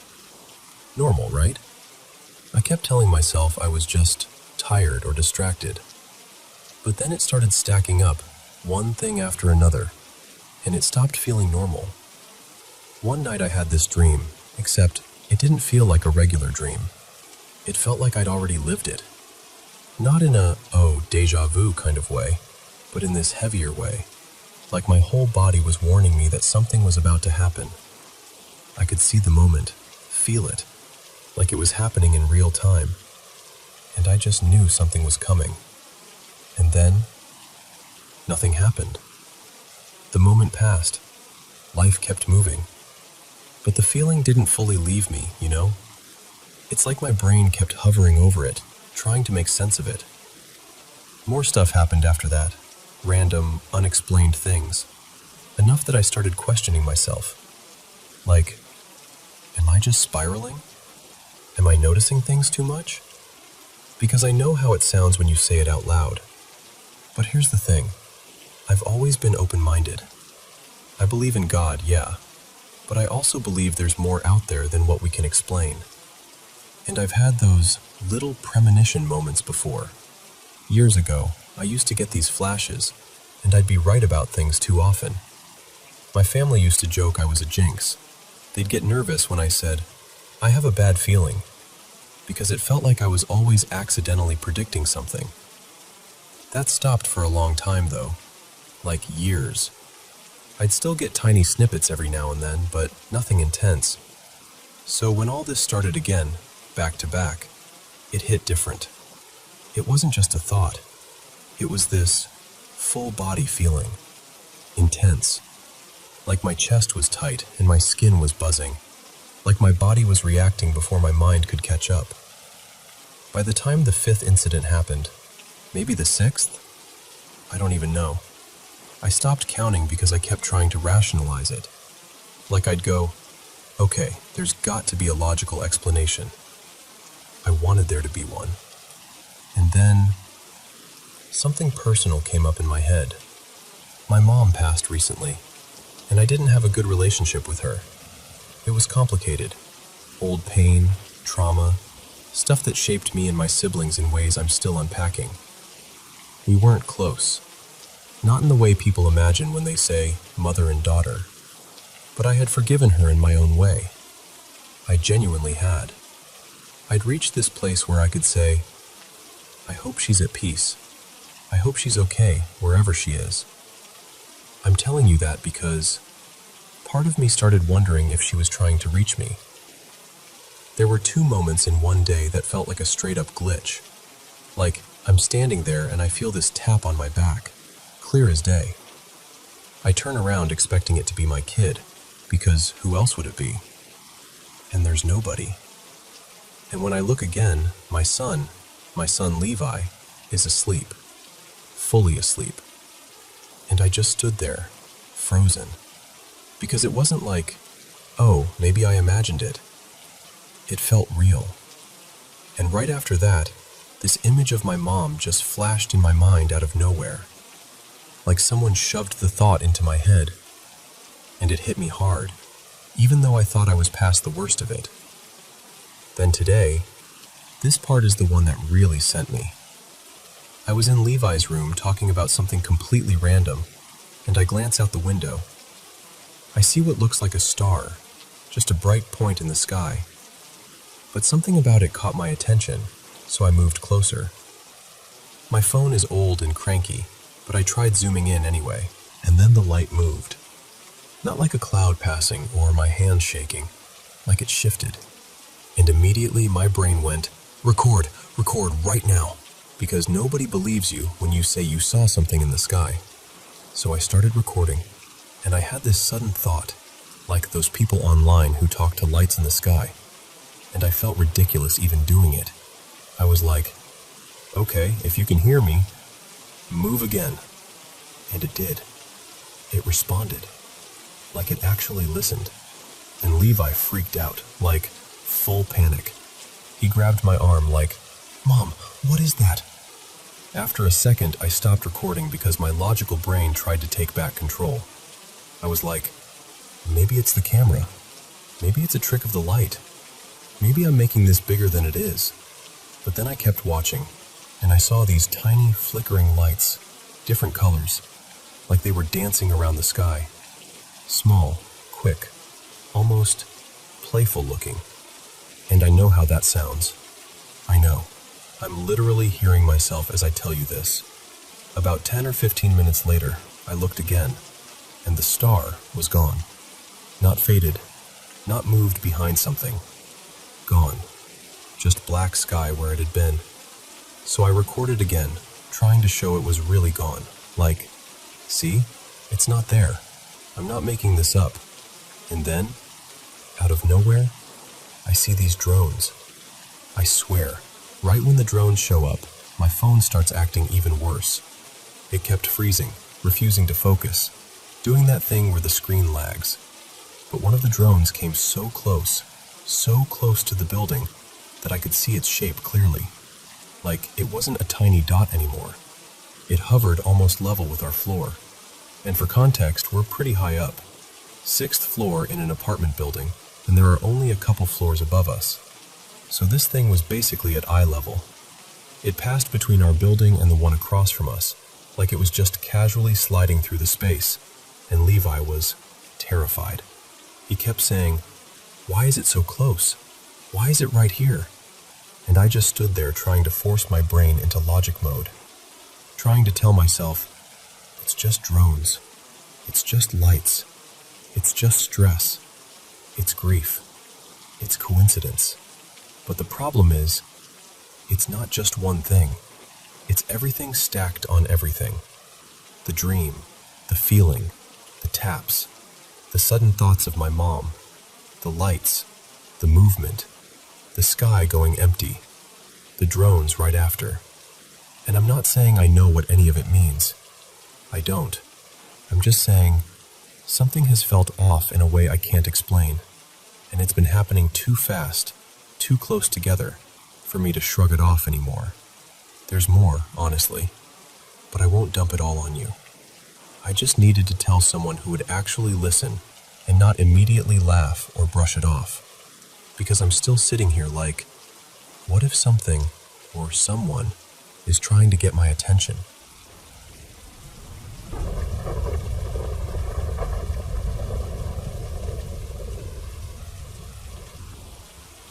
So, I need to tell you about something that's been sitting heavy in my chest, because the more I try to explain it to myself, the less normal it feels. My grandma, her name's Marianne, has always had this soft, glowing thing for France. Not in a casual way either, like the real deal. She spent a summer there when she was young, and every once in a while she'll get this faraway look and start talking about cobblestone streets, tiny cafes, and this man she met who she swears was the love of her life. She'll never say his name, but she'll smile like she's seeing him again. And she's always loved French movies. When she was younger, she used to dress up and go to these little independent theaters that showed foreign films. Even now, she'll sit through anything with subtitles if it means the mood is right. Rainy window, cup of tea, that kind of thing. So this past Christmas, I thought I'd nailed it. I found this French indie sci-fi DVD online. Said it was from 2019, kind of obscure, the sort of thing she'd brag about discovering. The title on the case was La Route des Étoiles. It was secondhand, but it looked fine. Nothing about it screamed, weird cursed object, you know? Marianne was delighted. Like, genuinely delighted. She held it like it was something precious. Then today, she finally sat down to watch it. She put it in her DVD player, pressed play, and nothing happened the way it should have. No studio logo, no menu, no cheesy trailer. Just this dim, grainy sound, like a kid whispering from the other side of a wall. Marianne said at first she thought the TV volume was broken, or maybe it was picking up audio from another channel. But then the screen changed. One single image popped up. No motion, no text. It was a photo of a child standing in the middle of a big store aisle, like a supermarket or a department store. Fluorescent lights overhead, shelves stretching behind them. And the kid was facing the camera. except they didn't have a face.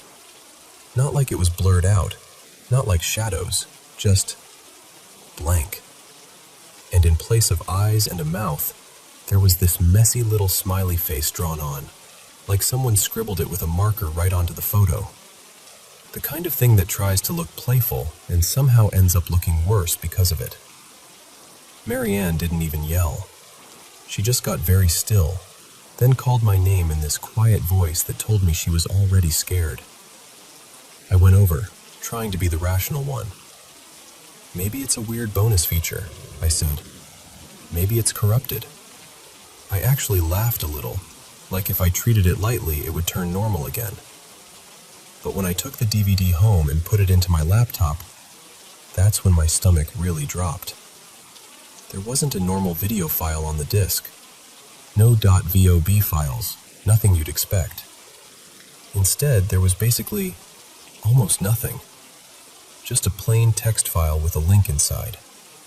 One link, sitting there like it was waiting to be clicked. And I know how this sounds. I know. But curiosity got me.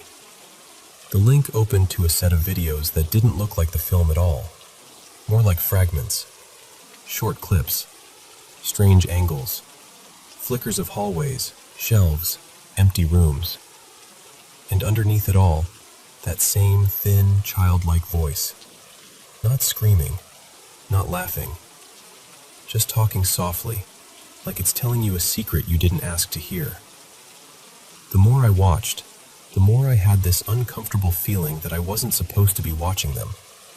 Like I'd opened the wrong door in a familiar house. It felt connected to the movie somehow, like an extra layer stitched underneath it. Like the real film was never the point.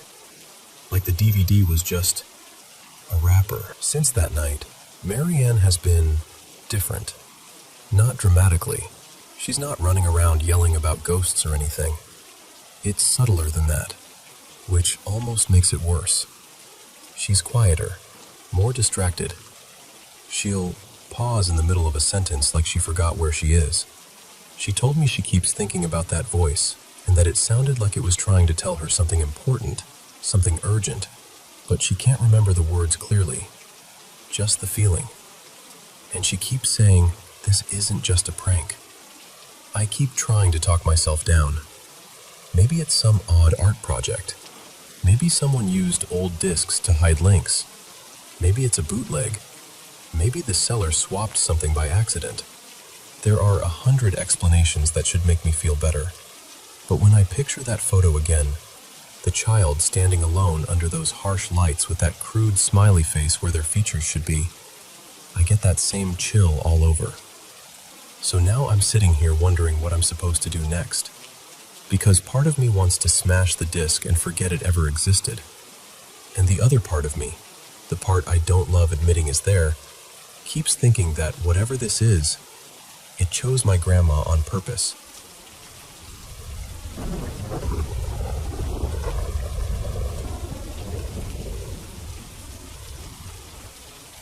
So, I've got this long, weird history of creepy stuff happening around me, and it always feels like it's aimed at me specifically. Little things happen all the time, too. Faint knocks, random thuds like something dropped, that, did I just hear footsteps, feeling. But I'm only going to tell you the biggest moments, because otherwise we'd be here all day. Lately, I've landed on 2 possible explanations, and neither one makes me feel great. Either something paranormal is real, or there's been someone hiding in our home. And honestly, I lean paranormal. Mostly because the other option is somehow even more horrifying. It really started after we moved into this house in Coventry. Well, near Coventry. In a quiet neighborhood that looks completely normal in the daytime. We bought the place from this woman who worked at the hospital, and one detail always stuck in my brain. They'd started renovating the attic, and then just stopped. Like, mid-project. Left it half done. And I remember thinking, who does that? It felt like the house had been abandoned in a hurry, even though it hadn't. Anyway, first big thing. I was about 15, and I woke up in the middle of the night to my bedroom door slowly opening. I know how that sounds, but I was fully awake. I watched a shape, like an actual person, come into my room. It walked around the foot of my bed and went into the little side room where the boiler cupboard is. I remember being confused more than terrified at first, like my brain couldn't decide what it was seeing. And then I did the most unreasonable thing possible. I convinced myself I was half dreaming, and I fell back asleep. The next morning I woke up and both doors were open, my bedroom door and the boiler room door. I never left them like that. So I asked my parents if either of them had come in. They both looked at me like I'd grown a second head. Nope, nobody. Second big thing, about a year later, I was home alone, on the phone with my friend Maisie. I was in my room when I heard someone coming up the stairs. Slow, heavy steps. And then the sound moved past my door. My stomach just dropped. I called out, "Mom?" like a complete idiot because I didn't want to believe what I was hearing. And then something ran past my door. My door was closed, but I heard it. That quick, frantic rush, like someone sprinting down the hall. I yanked the door open and leaned over the banister, and I swear to you, I saw someone, bolt toward the kitchen. So I chased it. I don't know why. Pure adrenaline, I guess. I ran downstairs, went straight into the kitchen, and there was nothing. No one. No pets, no open doors. Just the kitchen, dead still, like it had been empty the whole time. I remember standing there, breathing hard, and feeling this cold embarrassment, like, what am I even doing? But I also remember thinking, I didn't imagine that. Third big thing. This one happened at my grand's house, just a few doors up the road. Her place always felt safer, like the kind of house where nothing bad could happen. That illusion didn't last. I was there one morning packing my bag for class. Her downstairs bathroom had this little corner behind the toilet where we kept cleaning stuff. A dustpan, a couple of brushes, that kind of thing. Everyone else had already gone upstairs to talk to Gran, so I was alone downstairs, zipping up my bag, when the bathroom door swung open like someone shoved it, and a brush flew out. Not slid, not toppled, flew, like it had been thrown from inside. Fourth big thing. This one is the one that makes my skin crawl even now, because it felt personal. I just started college. I came home one afternoon with shopping bags and a new coat. We were all in the living room, my mom, my granddad, and my little brother. And somehow we got onto the topic of my uncle who'd passed away. His ashes were still in the house, and my family was joking around like, "All right then, if you want to be scattered at the football ground, give us a sign." It was one of those moments where everyone laughs, and then it goes quiet for half a second. I went into the hallway to try on the coat.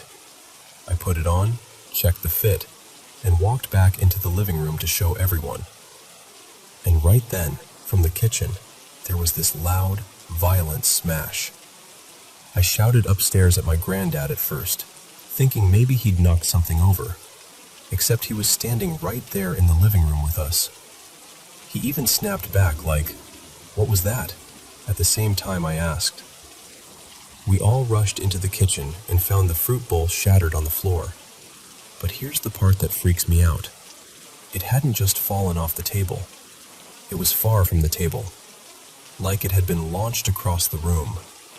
And the bowl had been sitting in the center of this big, heavy table, nowhere near an edge. It didn't make sense. It still doesn't. Fifth big thing. This one is more recent, just a couple weeks ago. It was around 5 a.m., pitch black, and my mom's car alarm suddenly went off. We'd had that car for years, and I don't think we'd ever heard the alarm once. I ran into her room, half panicked, ready to help her turn it off before we woke up the whole street. She was already moving, halfway down the stairs. I looked out the front window, and we've got this stupid little Christmas doorstep mat that plays music when you step on it. We'd forgotten to put it away. Mom goes, the doorstep's going off, and as she said it, the car alarm blared again. There was only a short pause between the alarms, like 10 seconds, then it screamed again. I couldn't see anyone outside. No shadow, no movement, nothing. So I signaled to my mom that it looked safe enough to check. She went out, and the driver's side door had been pried open. We called the police, but we told them not to send anyone urgently because whoever it was had clearly gone. Later that day, around mid-afternoon, my mom went to the neighbors to ask for their CCTV footage. Their camera covers our drive. And the footage showed basically nothing. No person, no car pulling up, no figure in a hoodie. Nothing except the car lights flashing from the alarm. That's the one that still messes with me, because I don't know what to believe. Break-in? Glitch? Something else? I can't pin it down, and that makes it worse. And on top of all that, there's the ongoing stuff. I catch these weird little orbs in videos sometimes, like bright floating dots that aren't there in real life. I get random handprints on my bedroom wall. It's painted a dark navy blue, so it shows marks really easily. But some prints are higher than I can reach, and some are bigger than my hands. And I'll see faces in steamed-up glass, like in mirrors or windows, like something's trying to form a shape for just a second before it fades. I try to ignore it. I really do. I tell myself it's coincidence, or shadows, or my brain overreacting.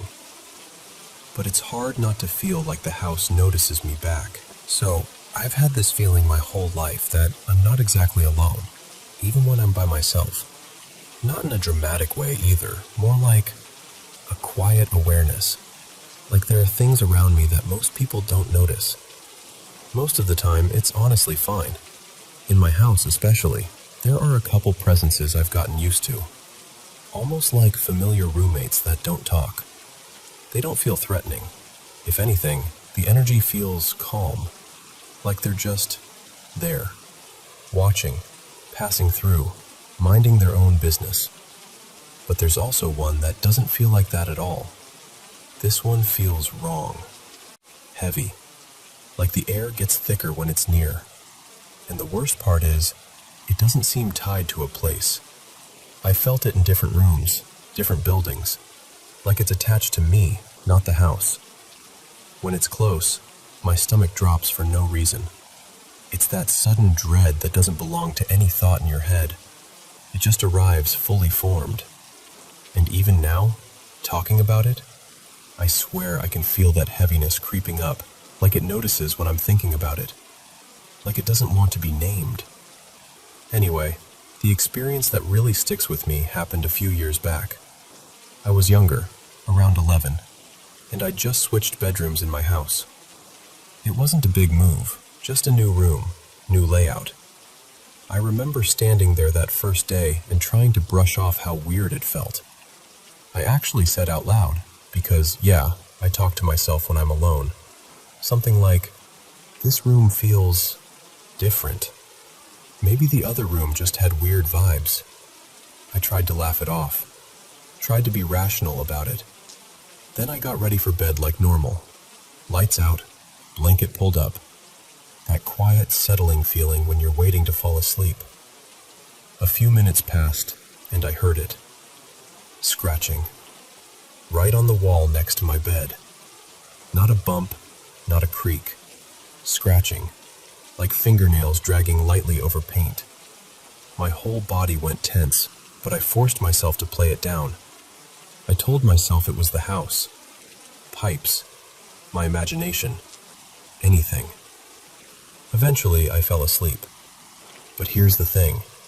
This is the part that's hard to explain without sounding unreal. I've had these sleep experiences for as long as I can remember where it feels like I'm awake in my room, but I'm not. It looks like my room. My bed is right where it should be. The darkness is the same. But there's always someone else there. some presence or figure, and I can't really move. I can talk, I can think, I can feel, but my body stays pinned in place. And then, every single time, there's this moment where I truly wake up and I can move again. Like a switch flips, and whoever or whatever was in the room just fades. Like the connection snaps and they can't stay anymore. So that night, I slipped into one of those. I didn't realize at first. I just woke up and I was in my room, staring at the dark ceiling, feeling that familiar stuck-in-place heaviness. It was quiet for a second. Too quiet. And then, something moved under my bed. An arm, an actual arm, slowly reached out from the darkness underneath, like it had been waiting there the whole time. It wasn't a shadow. It wasn't fog. It had shape. It had weight. And it grabbed my wrist. I couldn't pull away. I couldn't sit up. I couldn't even scream. I just felt that cold grip clamp down like it owned me for that moment. And then I heard the voice, clear as if someone had leaned down next to my ear and whispered it. "Don't worry," it said. "I'm still here." And then, snap, I jolted awake for real. But I could still feel the hand on me. That's the part that makes my skin crawl even now. I was fully awake, fully able to move, but my body remembered that grip like it hadn't let go yet. I threw myself out of bed so fast I almost tripped. I backed away from the edge of the mattress and just stood there shaking, staring at the space under my bed like it might reach out again any second. I didn't sleep the rest of the night, not even close. I sat with my knees pulled up, trying not to cry too loudly, because I didn't want anyone to come in and tell me it was a nightmare. I didn't want someone to explain it away when I still felt the terror sitting on my chest like a weight. And I know people could call it a dream or sleep paralysis or whatever, but I've had normal nightmares. I've had bad dreams. I've had panic. This was different. This was the most fear I've ever felt in my life. Like something dark had wrapped itself around me and let me know it could touch me whenever it wanted. And honestly, I'm still scared it'll happen again, because I don't know how to stop it from using those moments, those half-awake, half-asleep cracks in reality, to get close. I just want it to leave me alone.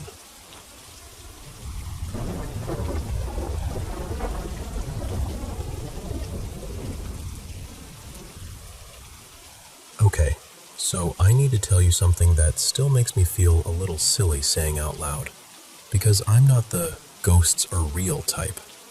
I'm usually the there's a logical explanation, calm down type. But this kept happening, and it got under my skin in a way I can't really shake. This was a few days before Christmas, like maybe 10 days out. I just finally crawled out of a nasty flu, and I was still in that weak, foggy stage where your body feels fine enough, but your brain is lagging behind.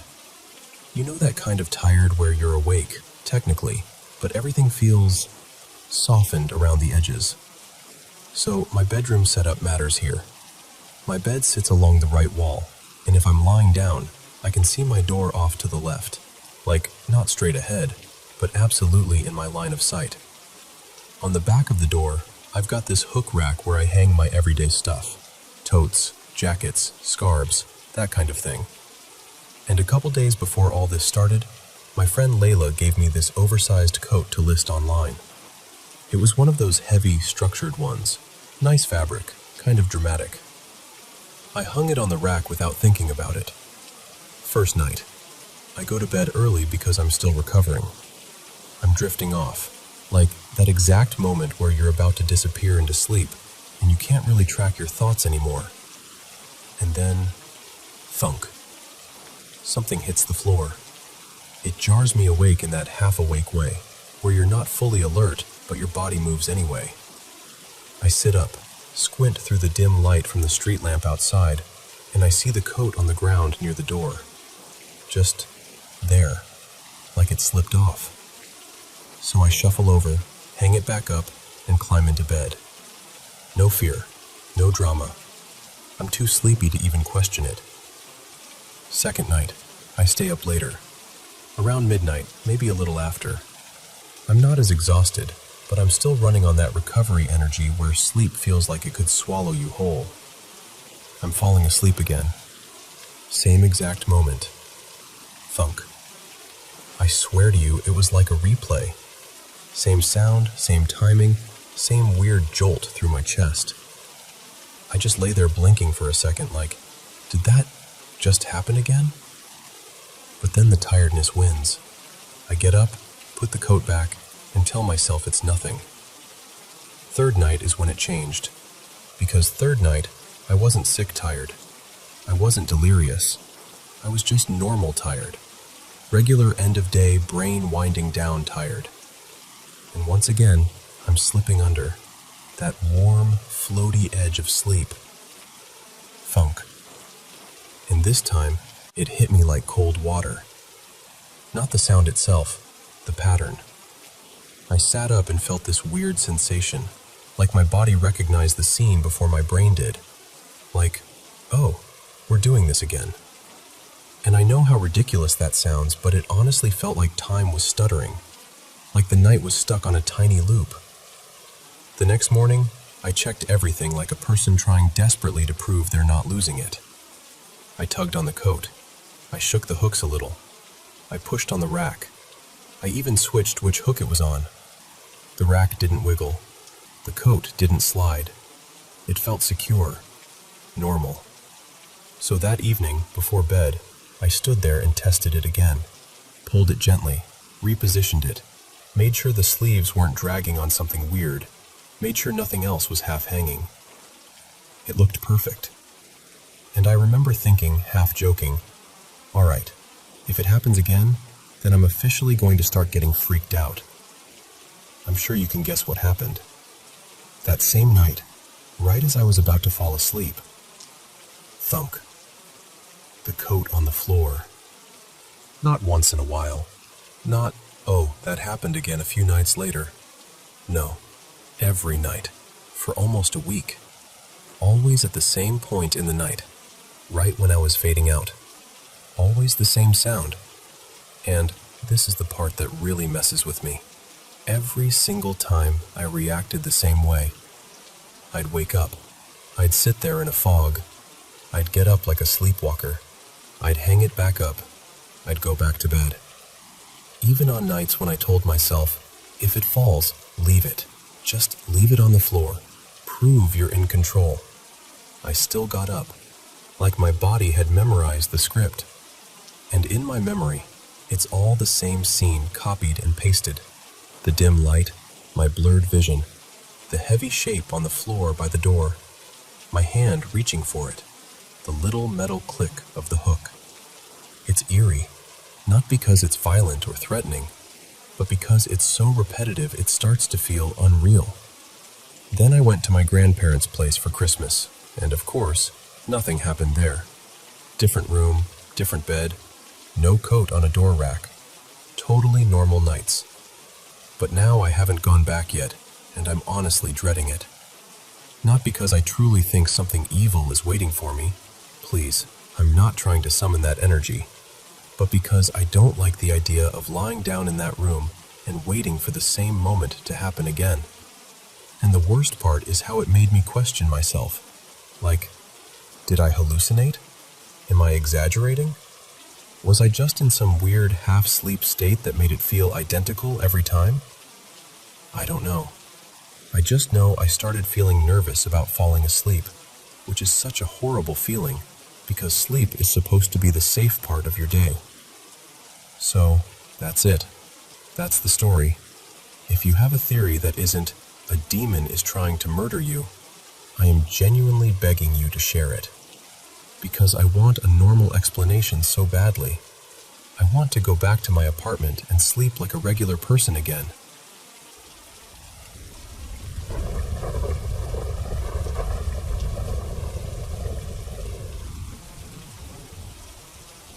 So, I've had this feeling my whole life that I'm not exactly alone, even when I'm by myself. Not in a dramatic way either, more like a quiet awareness, like there are things around me that most people don't notice. Most of the time, it's honestly fine. In my house especially, there are a couple presences I've gotten used to, almost like familiar roommates that don't talk. They don't feel threatening. If anything, the energy feels calm, like they're just there, watching, passing through, minding their own business. But there's also one that doesn't feel like that at all. This one feels wrong, heavy, like the air gets thicker when it's near. And the worst part is, it doesn't seem tied to a place. I felt it in different rooms, different buildings, like it's attached to me, not the house. When it's close, my stomach drops for no reason. It's that sudden dread that doesn't belong to any thought in your head. It just arrives fully formed. And even now, talking about it, I swear I can feel that heaviness creeping up, like it notices when I'm thinking about it, like it doesn't want to be named. Anyway, the experience that really sticks with me happened a few years back. I was younger, around 11, and I just switched bedrooms in my house. It wasn't a big move, just a new room, new layout. I remember standing there that first day and trying to brush off how weird it felt. I actually said out loud, because yeah, I talk to myself when I'm alone, something like, "This room feels different. Maybe the other room just had weird vibes." I tried to laugh it off, tried to be rational about it. Then I got ready for bed like normal. Lights out, blanket pulled up. That quiet, settling feeling when you're waiting to fall asleep. A few minutes passed, and I heard it. Scratching. Right on the wall next to my bed. Not a bump, not a creak. Scratching, like fingernails dragging lightly over paint. My whole body went tense, but I forced myself to play it down. I told myself it was the house. Pipes. My imagination. Anything. Eventually, I fell asleep. But here's the thing. This is the part that's hard to explain without sounding unreal. I've had these sleep experiences for as long as I can remember, where it feels like I'm awake in my room, but I'm not. It looks like my room. My bed is right where it should be. The darkness is the same. But there's always someone else there, some presence or figure, and I can't really move. I can talk, I can think, I can feel, but my body stays pinned in place. And then, every single time, there's this moment where I truly wake up and I can move again, like a switch flips, and whoever or whatever was in the room just fades. Like the connection snaps and they can't stay anymore. So that night, I slipped into one of those. I didn't realize at first. I just woke up and I was in my room, staring at the dark ceiling, feeling that familiar stuck-in-place heaviness. It was quiet for a second. Too quiet. And then, something moved under my bed. An arm, an actual arm, slowly reached out from the darkness underneath, like it had been waiting there the whole time. It wasn't a shadow. It wasn't fog. It had shape. It had weight. And it grabbed my wrist. I couldn't pull away. I couldn't sit up. I couldn't even scream. I just felt that cold grip clamp down like it owned me for that moment. And then I heard the voice. Clear as if someone had leaned down next to my ear and whispered it. "Don't worry," it said. "I'm still here." And then, snap. I jolted awake for real. But I could still feel the hand on me. That's the part that makes my skin crawl even now. I was fully awake, fully able to move, but my body remembered that grip like it hadn't let go yet. I threw myself out of bed so fast I almost tripped. I backed away from the edge of the mattress and just stood there, shaking, staring at the space under my bed like it might reach out again any second. I didn't sleep the rest of the night, not even close. I sat with my knees pulled up, trying not to cry too loudly, because I didn't want anyone to come in and tell me it was a nightmare. I didn't want someone to explain it away when I still felt the terror sitting on my chest like a weight. And I know people could call it a dream or sleep paralysis or whatever, but I've had normal nightmares. I've had bad dreams. I've had panic. This was different. This was the most fear I've ever felt in my life, like something dark had wrapped itself around me and let me know it could touch me whenever it wanted. And honestly, I'm still scared it'll happen again, because I don't know how to stop it from using those moments, those half-awake, half-asleep cracks in reality to get close. I just want it to leave me alone.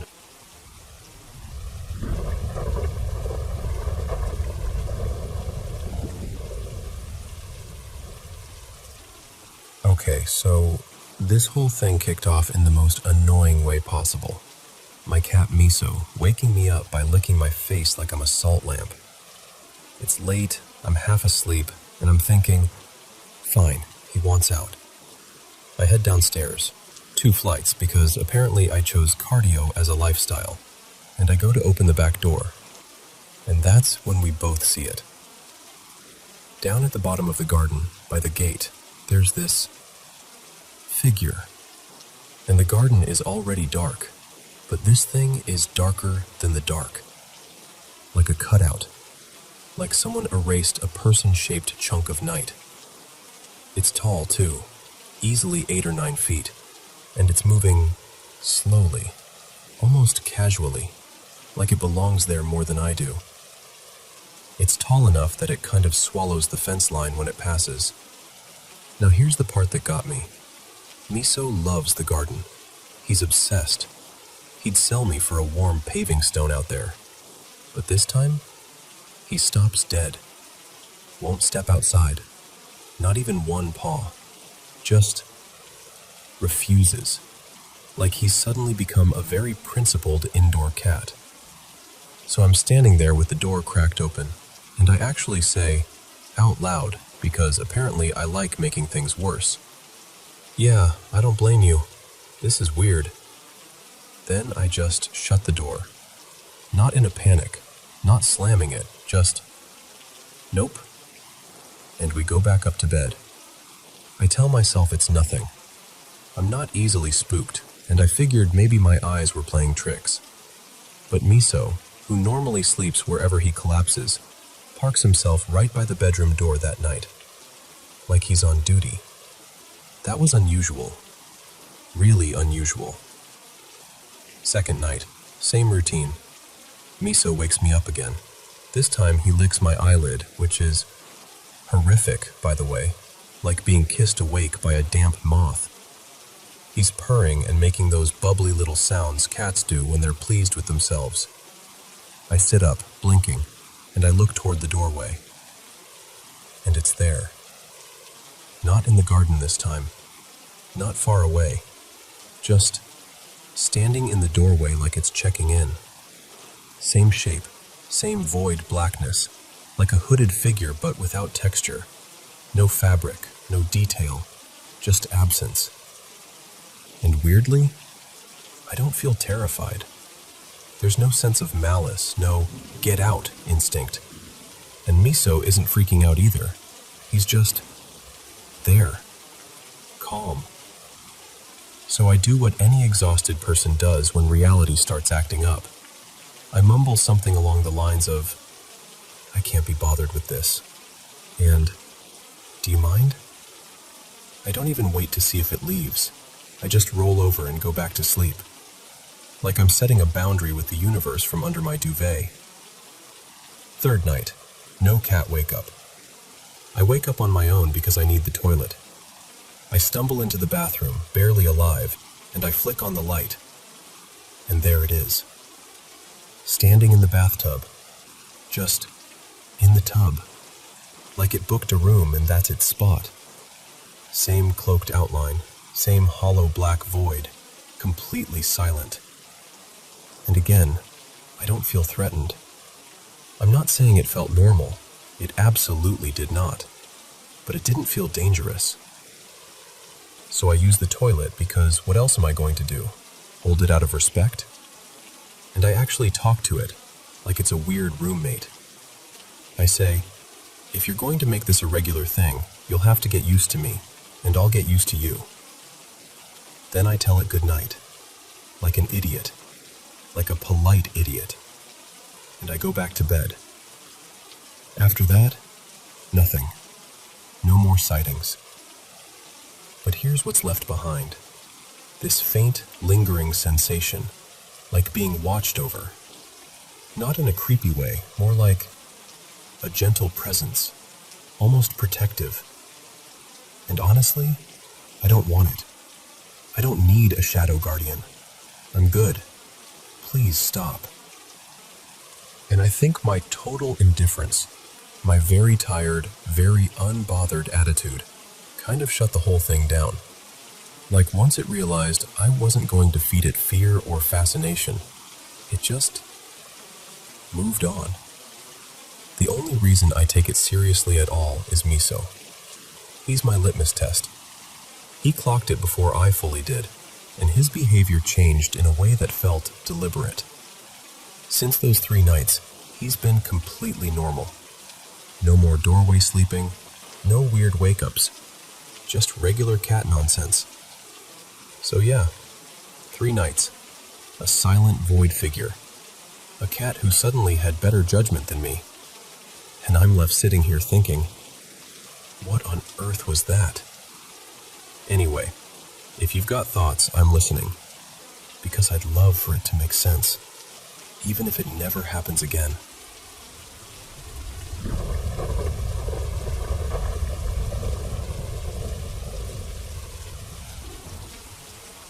You know how sometimes life feels a little too neatly stitched together? Like, I'll be going about a totally normal day, watching something, hearing a random phrase, having an ordinary conversation, and then, not long after, that same idea shows up again somewhere completely unrelated. Not in a déjà vu way, more like an echo. A callback I didn't ask for. I don't even know what to call it. Some people would say synchronicity. Others would shrug and go, coincidence. Your brain is just pattern hunting. And honestly, maybe. I'm not trying to prove anything cosmic. It just happens so suddenly and so cleanly that it throws me off every time. I've tried bringing it up to a couple people I trust, my friend Mara, for example, and she just laughed and told me my mind is basically a highlight reel machine. And that's fair. If you haven't felt it, it probably sounds like I'm making a big deal out of nothing. But there's this one book that's always stuck with me, The Roots of Coincidence by Arthur Koestler. He talks about a guy named Lucas Kamler. Well, in the book he's called something like that, who seemed to notice the same kind of repeating clusters of events. And there's this part where the idea is basically, what if the recurrence of similar things in close time and space isn't just noise? What if it happens often enough that it messes with what we even mean by coincidence? I'm not quoting it perfectly, but the feeling of it is, at a certain point, coincidence stops being a satisfying explanation, because it starts showing up like a rule instead of an exception. And that's the thing. With me, it's usually not a big dramatic event. It's smaller than that. It's a word, a phrase, a concept, something oddly specific that bridges 2 moments that shouldn't have any bridge at all. And it happens within a day, maybe 2. Here's the one that really got me recently. So, last week, I had the evening news on. I wasn't even fully paying attention, just half watching the way people do. And then a segment comes on about the Pope inaugurating the 2025 Jubilee of Hope. That word hit my ears, Jubilee, and I remember thinking, you don't hear that every day. Then, the very next day, maybe not even 24 hours later, I'm playing A Plague Tale: Requiem. I'd already been in the middle of it for a few days, just slowly working through the chapters. And I get to a part where the main character, let's call her Alara, arrives on this island with her little brother, and they're talking, and suddenly she says something about the Jubilee, and I just froze. Because tell me honestly, how often does that word show up in your life? In a random news segment, and then in a dark medieval game, back to back. It's not like those two things have any connection. The Vatican and a grim story about survival and plague aren't exactly neighbors. But my brain wouldn't let it go. It latched on like, nope, that's a link. That's a thread. And the tighter the time frame is, the more intense it feels, like it's tapping me on the shoulder. Most of the time, nothing like this happens. Days go by and everything is just normal. But every once in a while, it returns. Another little echo, another weird overlap, another tiny, why that word, why now, moment. And here's the part that makes me laugh at myself. I'm not doing what that guy in the book did. I'm not keeping records. No spreadsheets, no notes, no archive of proof. I just notice it, feel unsettled for a minute, and then move on until it happens again. Still, I can't help wondering. And I guess what I really want to know is, do you ever get this? Not the vague sense of everything is connected, but those specific, oddly timed repeats. The kind that make you pause and go, wait, seriously? Again? And if you have, how often do you think this kind of thing happens to people, even if they don't talk about it?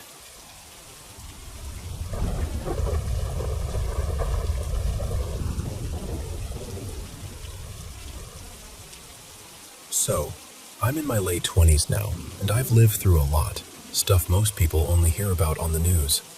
Addiction in the house, violence, being around people who didn't make it.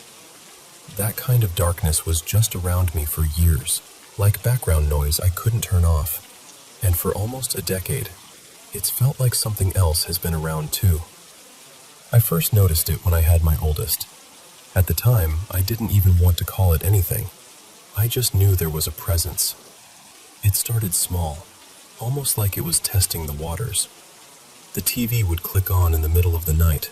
Then the second I stepped into the living room, it would shut off like it hadn't done anything. I'd hear footsteps in the hallway when everyone was asleep. Sometimes I'd wake up and the air would feel heavy, like someone was standing too close, just staring. For a long time, it stayed in that minor lane. Creepy, sure, but manageable. Like a bad roommate you try not to acknowledge. But a couple years ago, when my drug use got really ugly, and I was in relationships that were unsafe, it changed. That's when it started to feel angry. Loud. Like it wanted me to know it was there, and it was in control. We lived in this older place back then, and the basement was the worst part. I remember one night hearing a crash down there, like something big got shoved off a shelf in the laundry area. It was loud enough that my whole body went cold. I ran upstairs and slept on the couch because I wanted to be closer to my kids and my mom, like being near them would keep me safe. And then, this is the part that still makes my stomach drop. Out of the basement, clear as day, I heard a man's voice say, "I'm still waiting on you." That was in the fall of 2023. I've heard plenty of terrifying things in my life, but that one, it settled into me. Things spiraled after that. My kids went to live with my uncle for a while because I wasn't okay, and I'm not going to pretend I was. I let the wrong people into my home because I wanted to keep disappearing into that life. I'm not proud of any of it, but I'm also not that person anymore. I'm 10 months clean now, and I mean that with my whole chest. Back then, though, the energy in that house got so dark it felt contaminated. And the thing, him, got worse. I started calling him Mason, just to have a name to throw at it instead of feeling powerless. Anyone who came over wouldn't go near the basement. They'd stand at the top of the stairs like the air itself was warning them. Sometimes I'd hear heavy breathing right outside my bedroom door. Slow, deliberate. and I had this thick blanket hanging in the doorway because I didn't even like having the door open. I'd lie there listening, heart pounding, and finally I'd rip the blanket aside, ready to snap at whoever was messing with me. No one would be there.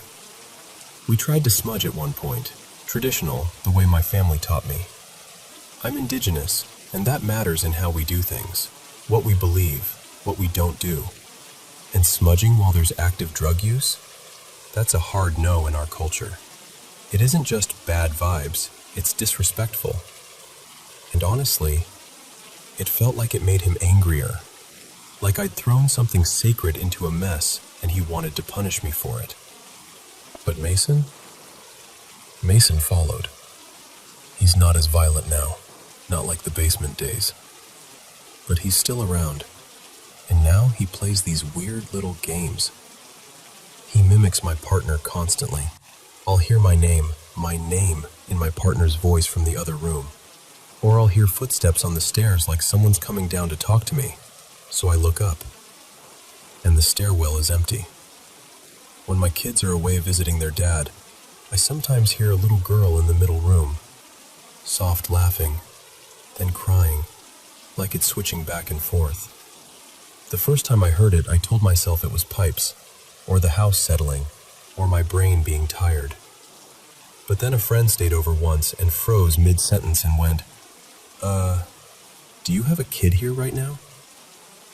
No, I didn't. So now I'm firm about it. I don't beg. I don't negotiate. I say it out loud, like I'm talking to a person standing right in front of me. You do not do that when my children are home. You do not mess with my kids. Ever. And if I'm being honest, at this point it's less terror and more exhaustion. He annoys me. He acts up more when a living man is around, like he's got something to prove. Like he's jealous of the space my partner takes up in our home. Some nights it feels like he's sulking. Other nights it feels like he's just trying to remind me, I'm still here. I've wondered what he is.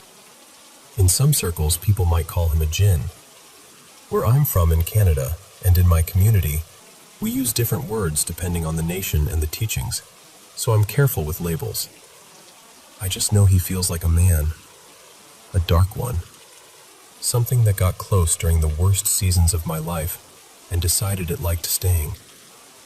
And I don't really want advice. I'm not writing this because I think someone on the internet has the perfect answer.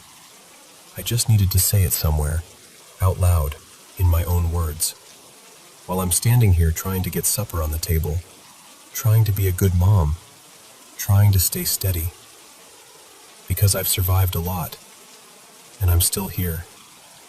Even if, whatever that is still here too.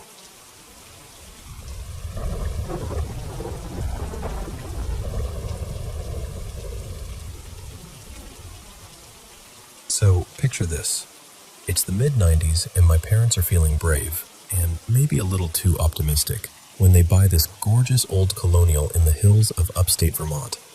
Big windows, creaky wood floors, a wraparound porch, and yes, an annoyingly perfect white picket fence.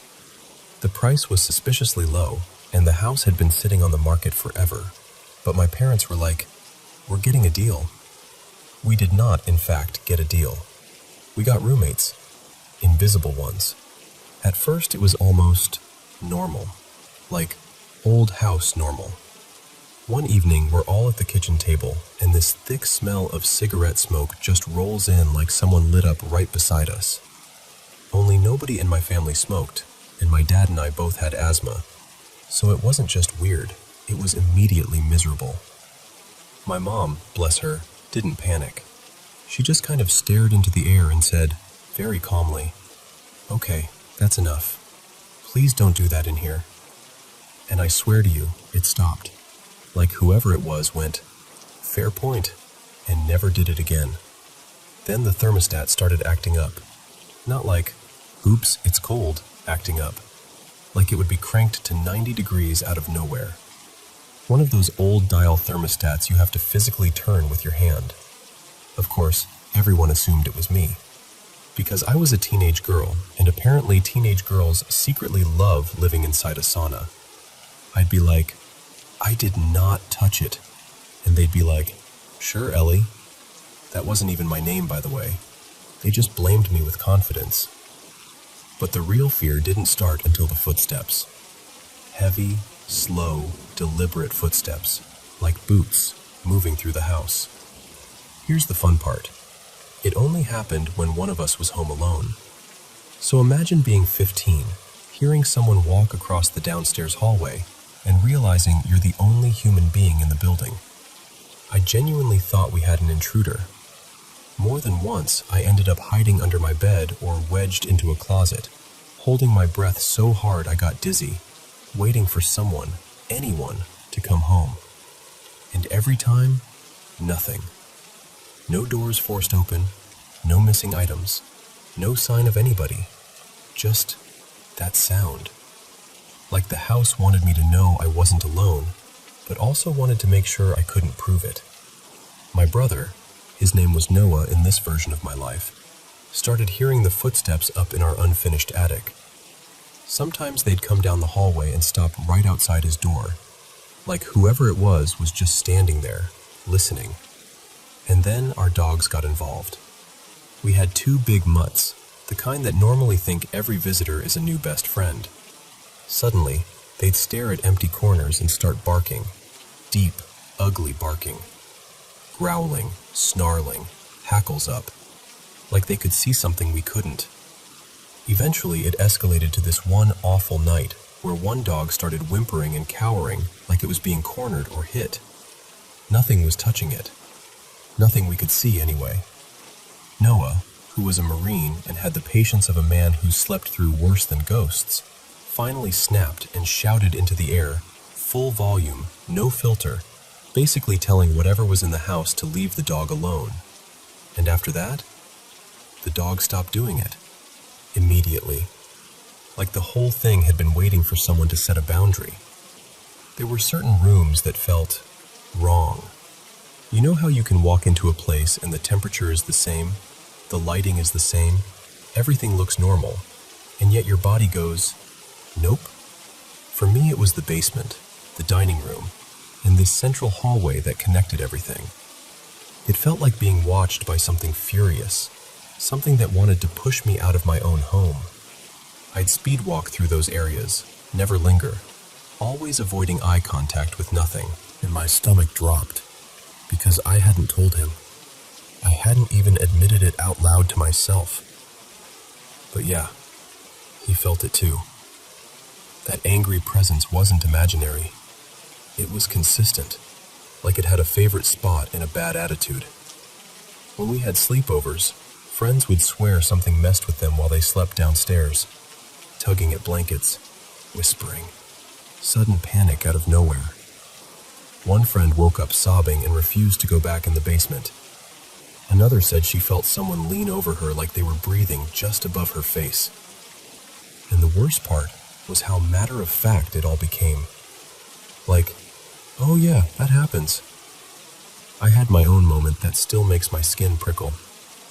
I was in the living room, looking out the front window, and I saw a middle-aged man walk up the front steps. Clear as day. He reached for the doorknob, opened the front door, and then he just vanished, like he dissolved. Not walked out of sight, not maybe I blinked.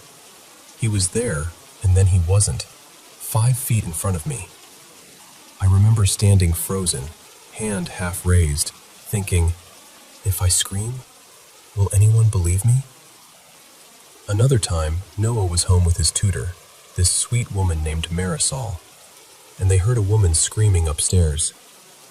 Not a creak, not a bump, a full, terrified scream. They ran up, checked every room. Nothing. No TV on, no neighbors, no explanation. And the lights. Oh my God, the lights. I used to blame wiring because old houses are weird, right? Except sometimes the flickering would respond like it was listening. Like you could actually say, "Okay, was that you?" And the lights would pulse or flutter back, almost like a reply. It wasn't constant chaos, but it was constant enough that you stopped thinking, "if something happens," and started thinking, "when something happens."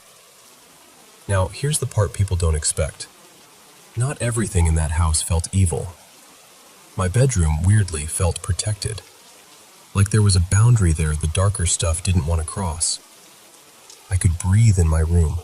I could sleep. It was the only place that felt like it belonged to me. And a few times, this is hard to explain without sounding like I'm making it up, I saw these soft, glowing orbs. Not like dust in sunlight, like actual points of light moving with intention.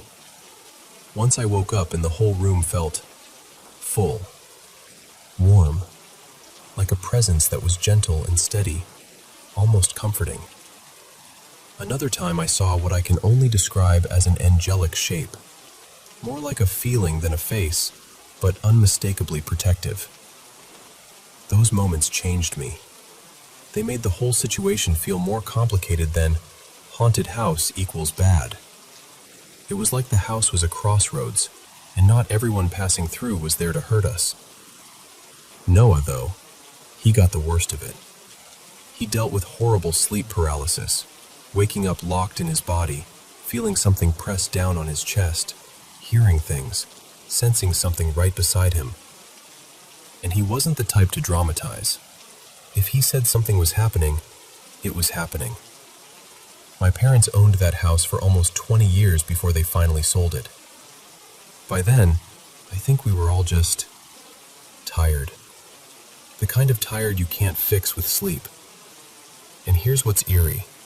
Since they sold it, the house has changed hands a bunch of times. People move in, and they don't stay. It keeps selling again and again, often for less than it should be worth for a beautiful colonial on a big piece of land. Like the house can't hold on to anyone for long. Living there wasn't always miserable, but it wasn't exactly peaceful either. It taught me things I never asked to learn. How to set boundaries with something you can't see. How to protect your energy. How to tell the difference between a presence that's just there and one that wants to cause harm. And even though it's been years since I lived there, I still dream about that house at least once a week. In the dreams, I'm walking those hallways again, avoiding the dining room, feeling that glare in the basement. Part of me honestly believes the place was some kind of doorway, like a thin spot, a portal, whatever you want to call it, where things could slip through. Some of them kind, some of them angry, and all of them very, very real.